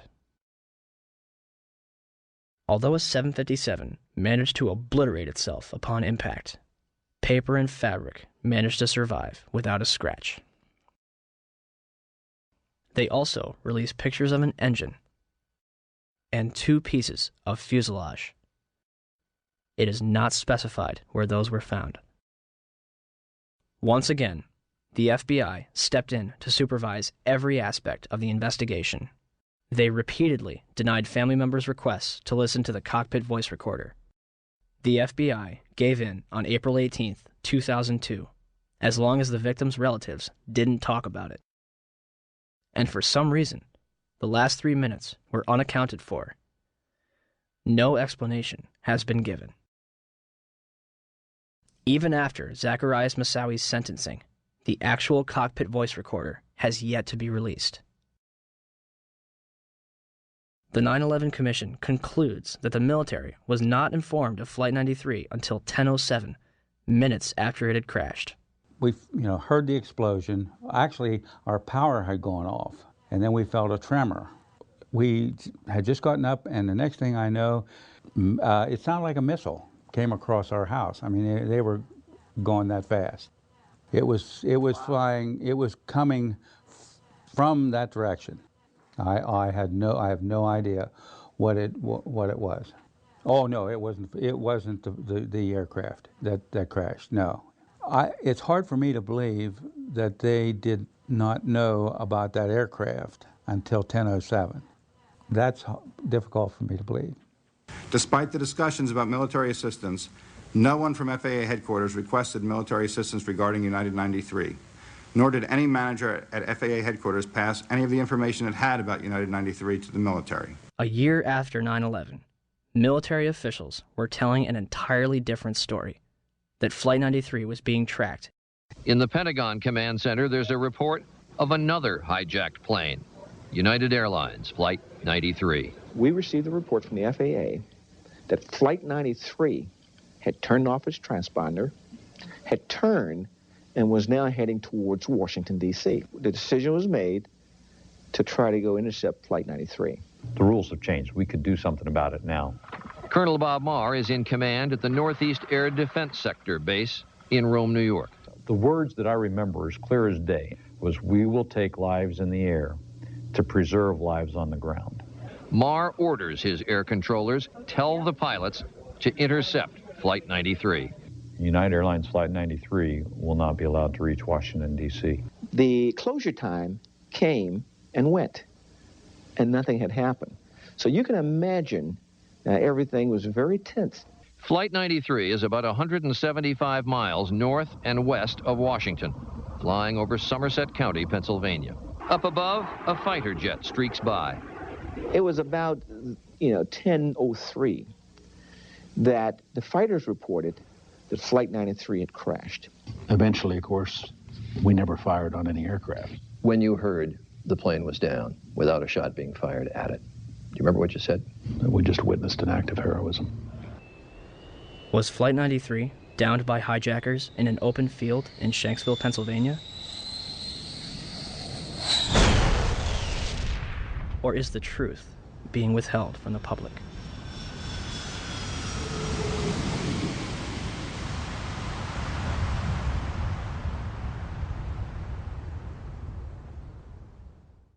I want to tell you that we are getting word from New York right now that another building has collapsed. I understand that this is a 47-story building.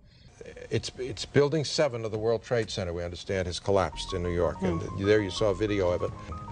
Now, whether we don't even know whether this was something that was engineered for safety reasons or it just happened. For the third time today, it's reminiscent of those pictures we've all seen too much on television before, when a building was deliberately destroyed by well-placed dynamite to knock it down.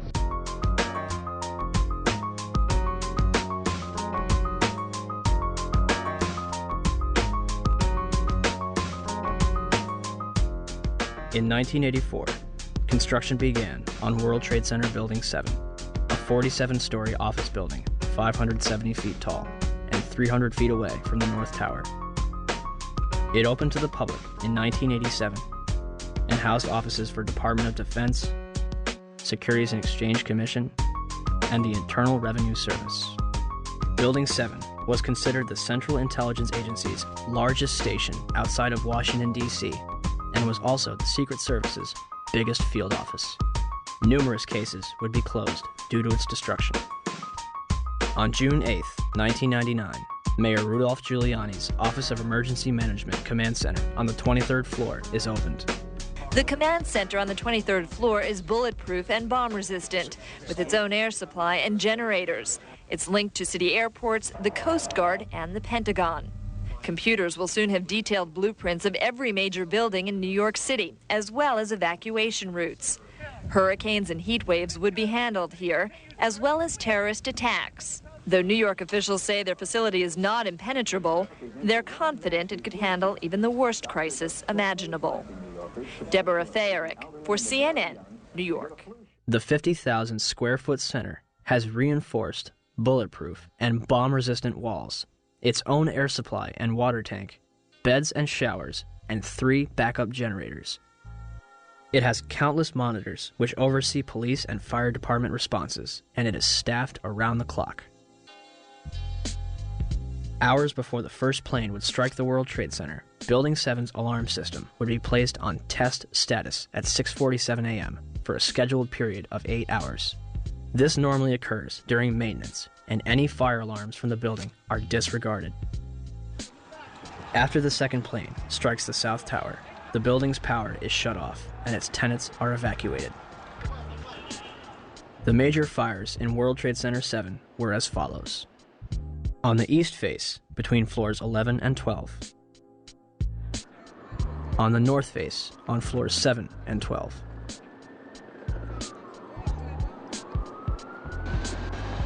On the west face, between floors 29 and 30.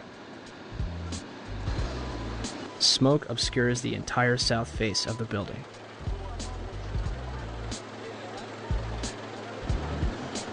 By 3 p.m., Chief Daniel Nigro of the FDNY had set up a collapse zone around Building 7. After 4 p.m., news outlets began reporting that the building had collapsed. We are getting information now that one of the other buildings, Building 7 in the World Trade Center complex, is on fire and has either collapsed or is collapsing. We've got some news just coming in, actually, that the Salomon Brothers building in New York, right in the heart of Manhattan, has also collapsed.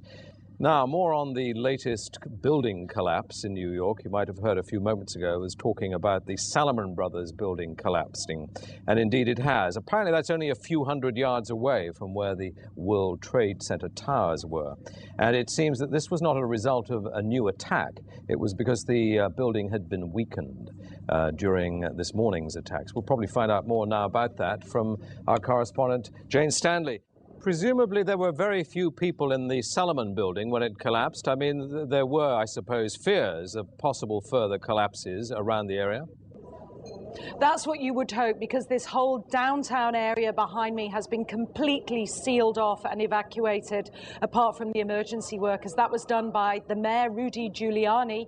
Jane, I think many of us, when we heard the news, perhaps on the radio earlier today, were completely flabbergasted by it and just couldn't comprehend it. I mean, it almost sounded too far-fetched.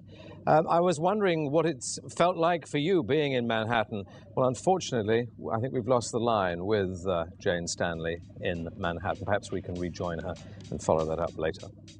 Where did CNN and BBC get their information, especially considering the building was still standing directly behind their reporters? The collapse of the building at 5:20 p.m. would cause speculation as to how it fell. The collapse of the main structure takes place in approximately 6.5 seconds, and the building falls symmetrically into its own footprint, barely damaging the surrounding structures. It will create a pyroclastic cloud that mushrooms down surrounding streets. Initially, it is assumed that the building's diesel tank may have been responsible for the collapse. The Federal Emergency Management Agency's report in 2002 will state that the specifics of the fires in WTC-7 and how they caused the building to collapse remain unknown at this time. FEMA does analyze the collapse of Building 7, but then they say our best hypothesis has only a low probability of occurrence. This needs further investigation, and I certainly agree with them on that. Then NIST is handed the ball. It's kind of a hot potato. Okay, NIST, you explain the collapse of World Trade Center 7, this rapid, straight-down collapse of this 47-story skyscraper. Sadly, by this time, virtually all structural steel from Ground Zero had been recycled, and no steel was recovered from Building 7 for investigation. As of this date, NIST is still working on their final report.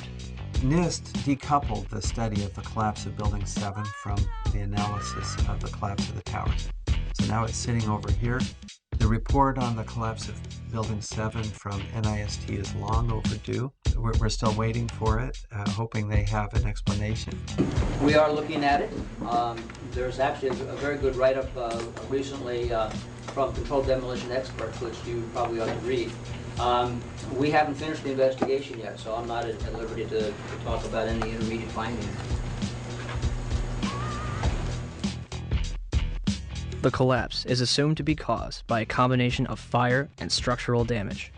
Did any other surrounding buildings suffer a complete collapse at near freefall speed? Building 3, a 22-story building directly below the Twin Towers, was split in half by the South Tower's collapse. Although the building was severely crushed by falling debris, the structure remained standing. Building 4, a 9-story building east of the South Tower, was almost completely destroyed. The remaining structure did not collapse. Building 5, a 9-story building east of the North Tower, suffered from severe fires and structural damage. Building 6, an 8-story building between the North Tower and Building 7, suffered a giant gouge in its roof and severe fires. Neither Building 5 or 6 suffered global collapse.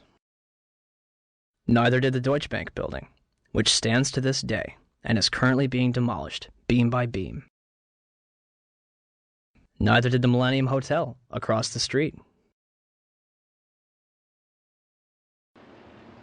Building 7 burns over a number of floors and suffers structural damage to its south face before collapsing completely to the ground. Did anything occur inside the building that might cause a collapse? We started walking down the stairs. We made it to the 8th floor. Big explosion. Flew us back into the 8th floor. And I turned to Hesh. I said, this is it. We're dead. We're not going to make it out of here.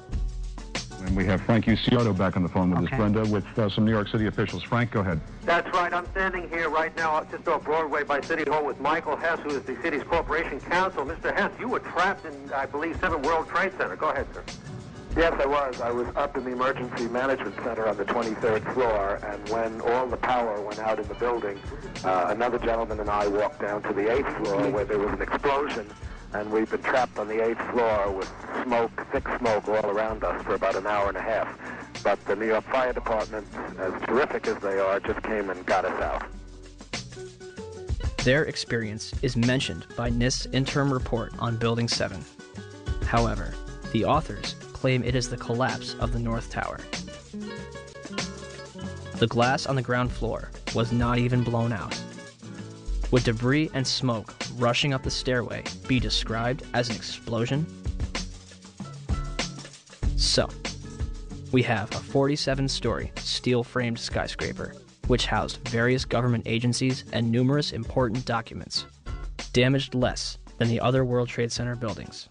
At 5:20 p.m., all structural elements inside Building 7 simultaneously fail, and it collapses symmetrically, imploding into a pile of rubble.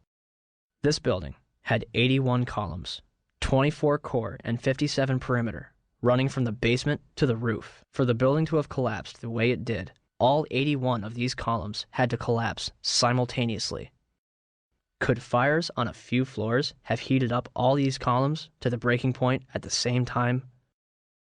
Let's ask the 9/11 Commission. Governor Keene, may I ask another question, please? At 5:20 p.m. on September 11th, World Trade Center building number 7, 47-story modern frame steel skyscraper that no plane hit, collapsed into a neat little pile onto itself and exhibiting all the characteristics of controlled demolition.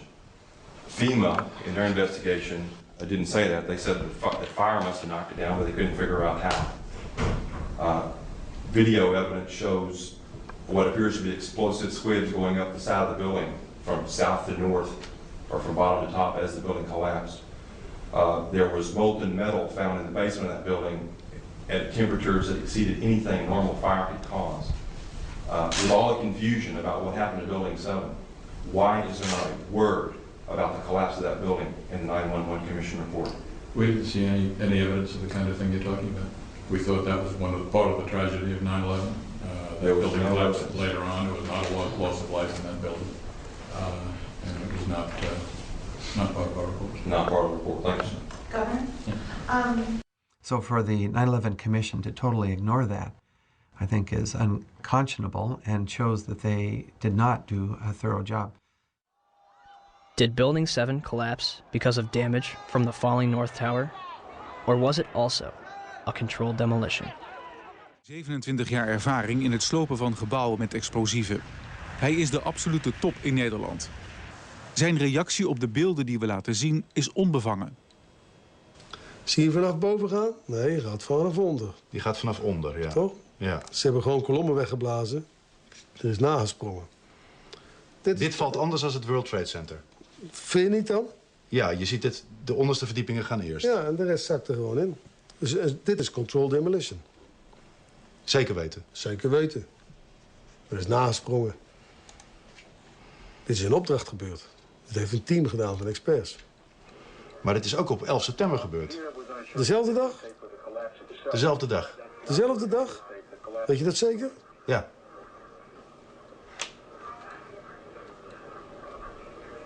Was het zeker weten de 11e? Dat kan geen waar zijn. 7 uur nadat de World Trade Center naar beneden viel. Ja? Hebben ze hard gewerkt.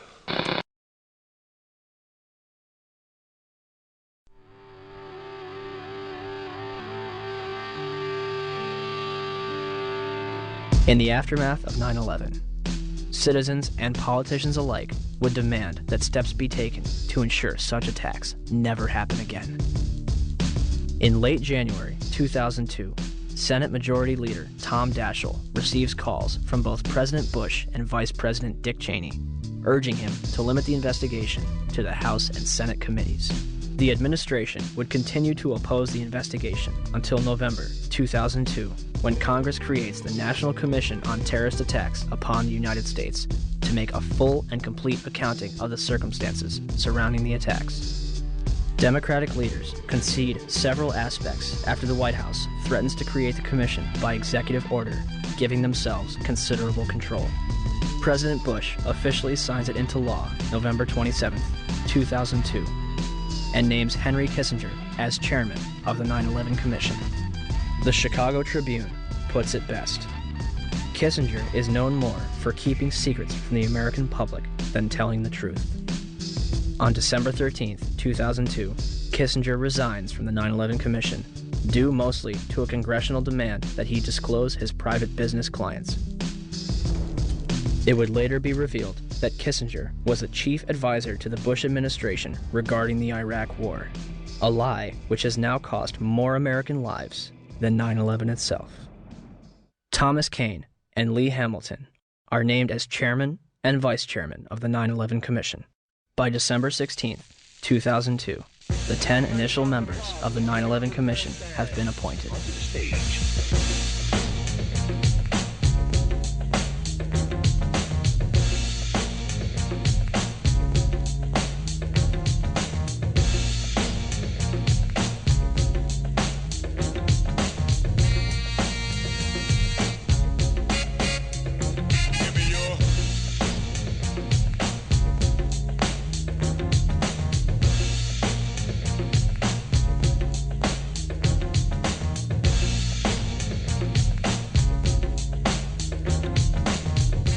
And the man missing from this picture? Philip Zelikow, Executive Director. He would shape both the commission and its final report.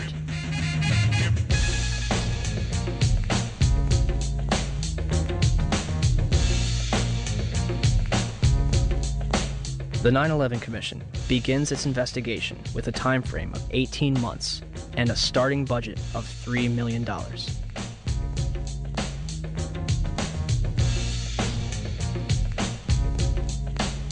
January 27, 2003. The 9/11 Commission holds its first hearing in Washington, D.C.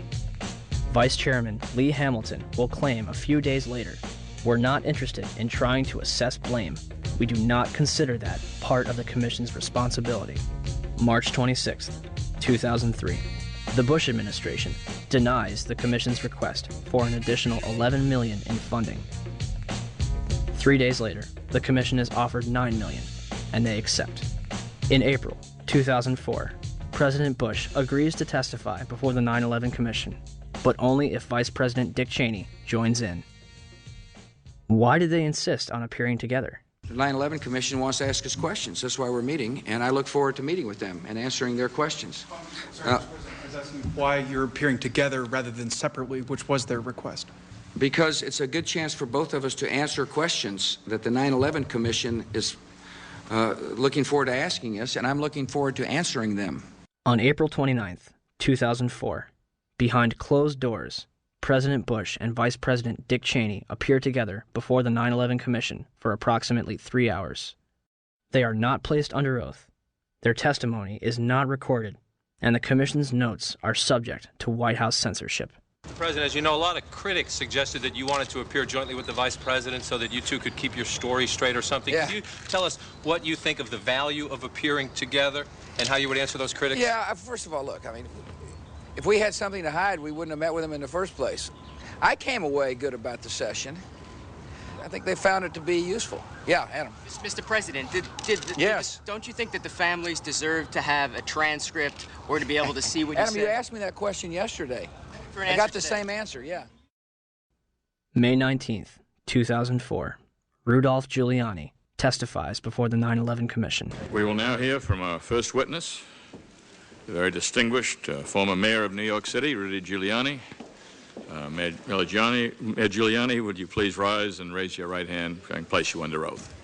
And the fact that so many of them interpreted it that way kept a much calmer situation and a much better evacuation. These people. I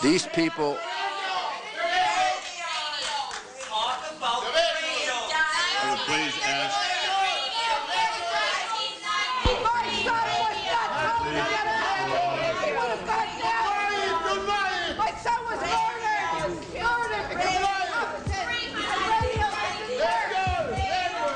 Simply wasting time at this point, which should be used for questions. Please. Thomas Paine and Lee Hamilton will later claim in their book, Without Precedent, that they were too soft on Mayor Giuliani. One of the questions they failed to ask was who warned him that the South Tower was going to collapse. Mr. Mayor, can you hear me? I can, Peter. Are you talking about did you go immediately to the Office of Emergency Management? I went down to the scene and we set up headquarters at 75 Barclay Street, which was right there with the police commissioner, the fire commissioner, and we were operating out of there when we were told that the World Trade Center was going to collapse, and it did collapse before we could actually get out of the building. Who didn't warn everyone in the building? I admire that greatly, and I think that may very well be one of the reasons for your leadership and your cooperation with this commission. God bless.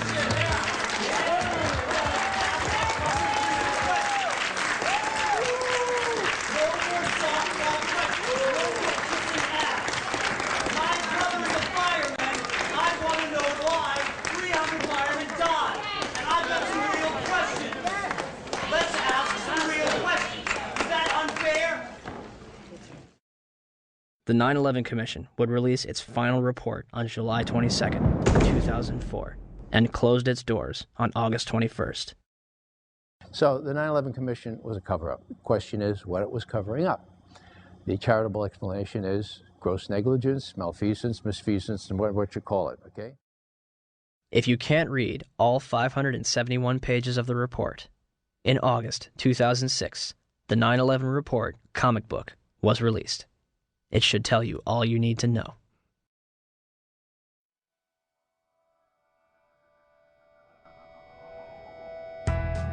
On the morning of September 11th, 19 Arabs boarded 4 commercial airliners at 3 different airports and crashed them into the World Trade Center and the Pentagon, with 0 military intervention. Or, we have been and continue to be lied to about the events of September 11th, and that elements within the United States government and mainstream media continue to cover up the truth. These are the same people that lied about weapons of mass destruction. They endorsed a lie that's killed several 100,000 innocent people overseas. Could they also endorse a lie that killed almost 3,000 innocent people in our own country? Our entire foreign and domestic policy has been based upon the events of September 11th. It has enabled the passage of Patriot Act 1 and 2,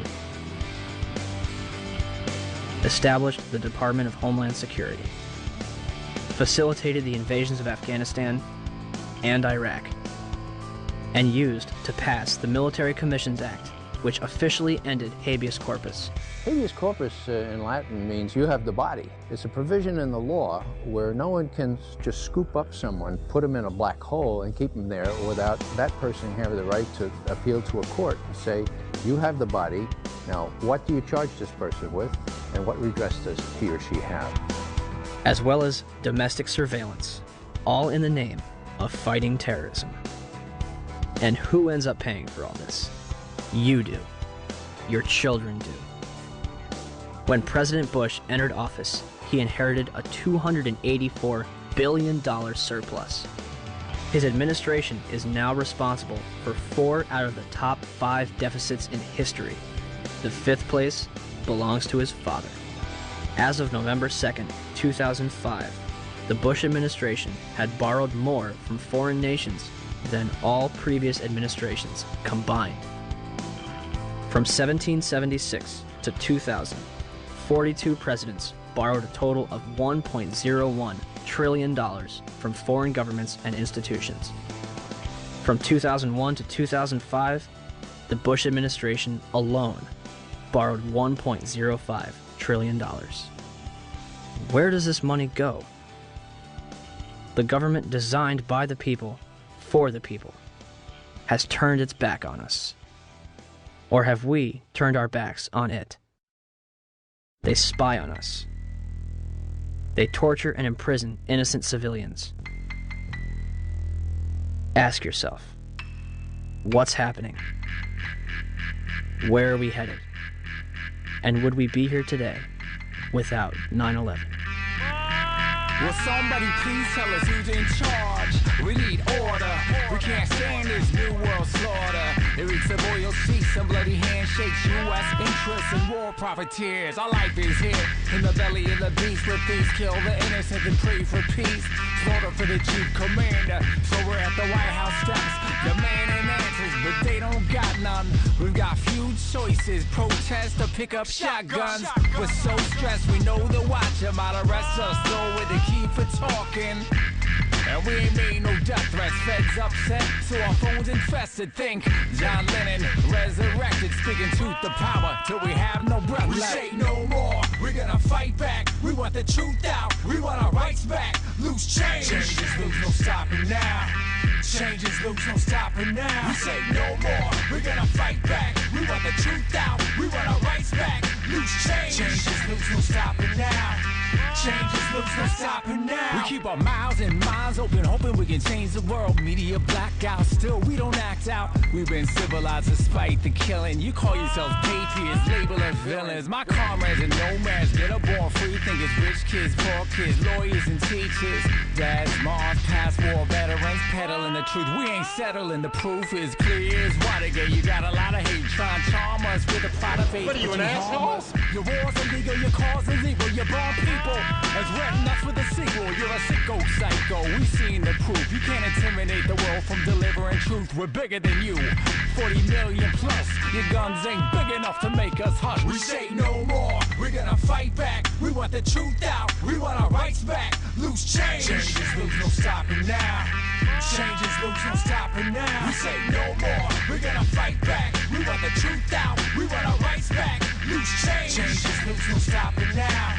Changes loose, no stopping now. We do this for the lives lost, devoured by evil, for the sake of the memory of innocent people, engulfed by the gluttony of hooligans who leave the world in ruins. Men here to do us in, but there's just a few of them and more of us. We warriors on the quest for justice. We crush the lies, trust only the facts. Just open your eyes. Who really attacked my feelings exactly? Facts be lacking on the hijacking, synchronized war games, facilitated plane crashes. And they wonder why we keep asking questions. Am I lesson lady liberty like it's a profession? So here we are, the infantry. We the people simply need to start a revolution of our minds, and eventually the crime of the century will finally be solved. Until then, we stand tall and say no more. We're gonna fight back. We want the truth out. We want our rights back. Loose change, changes loose, no stopping now.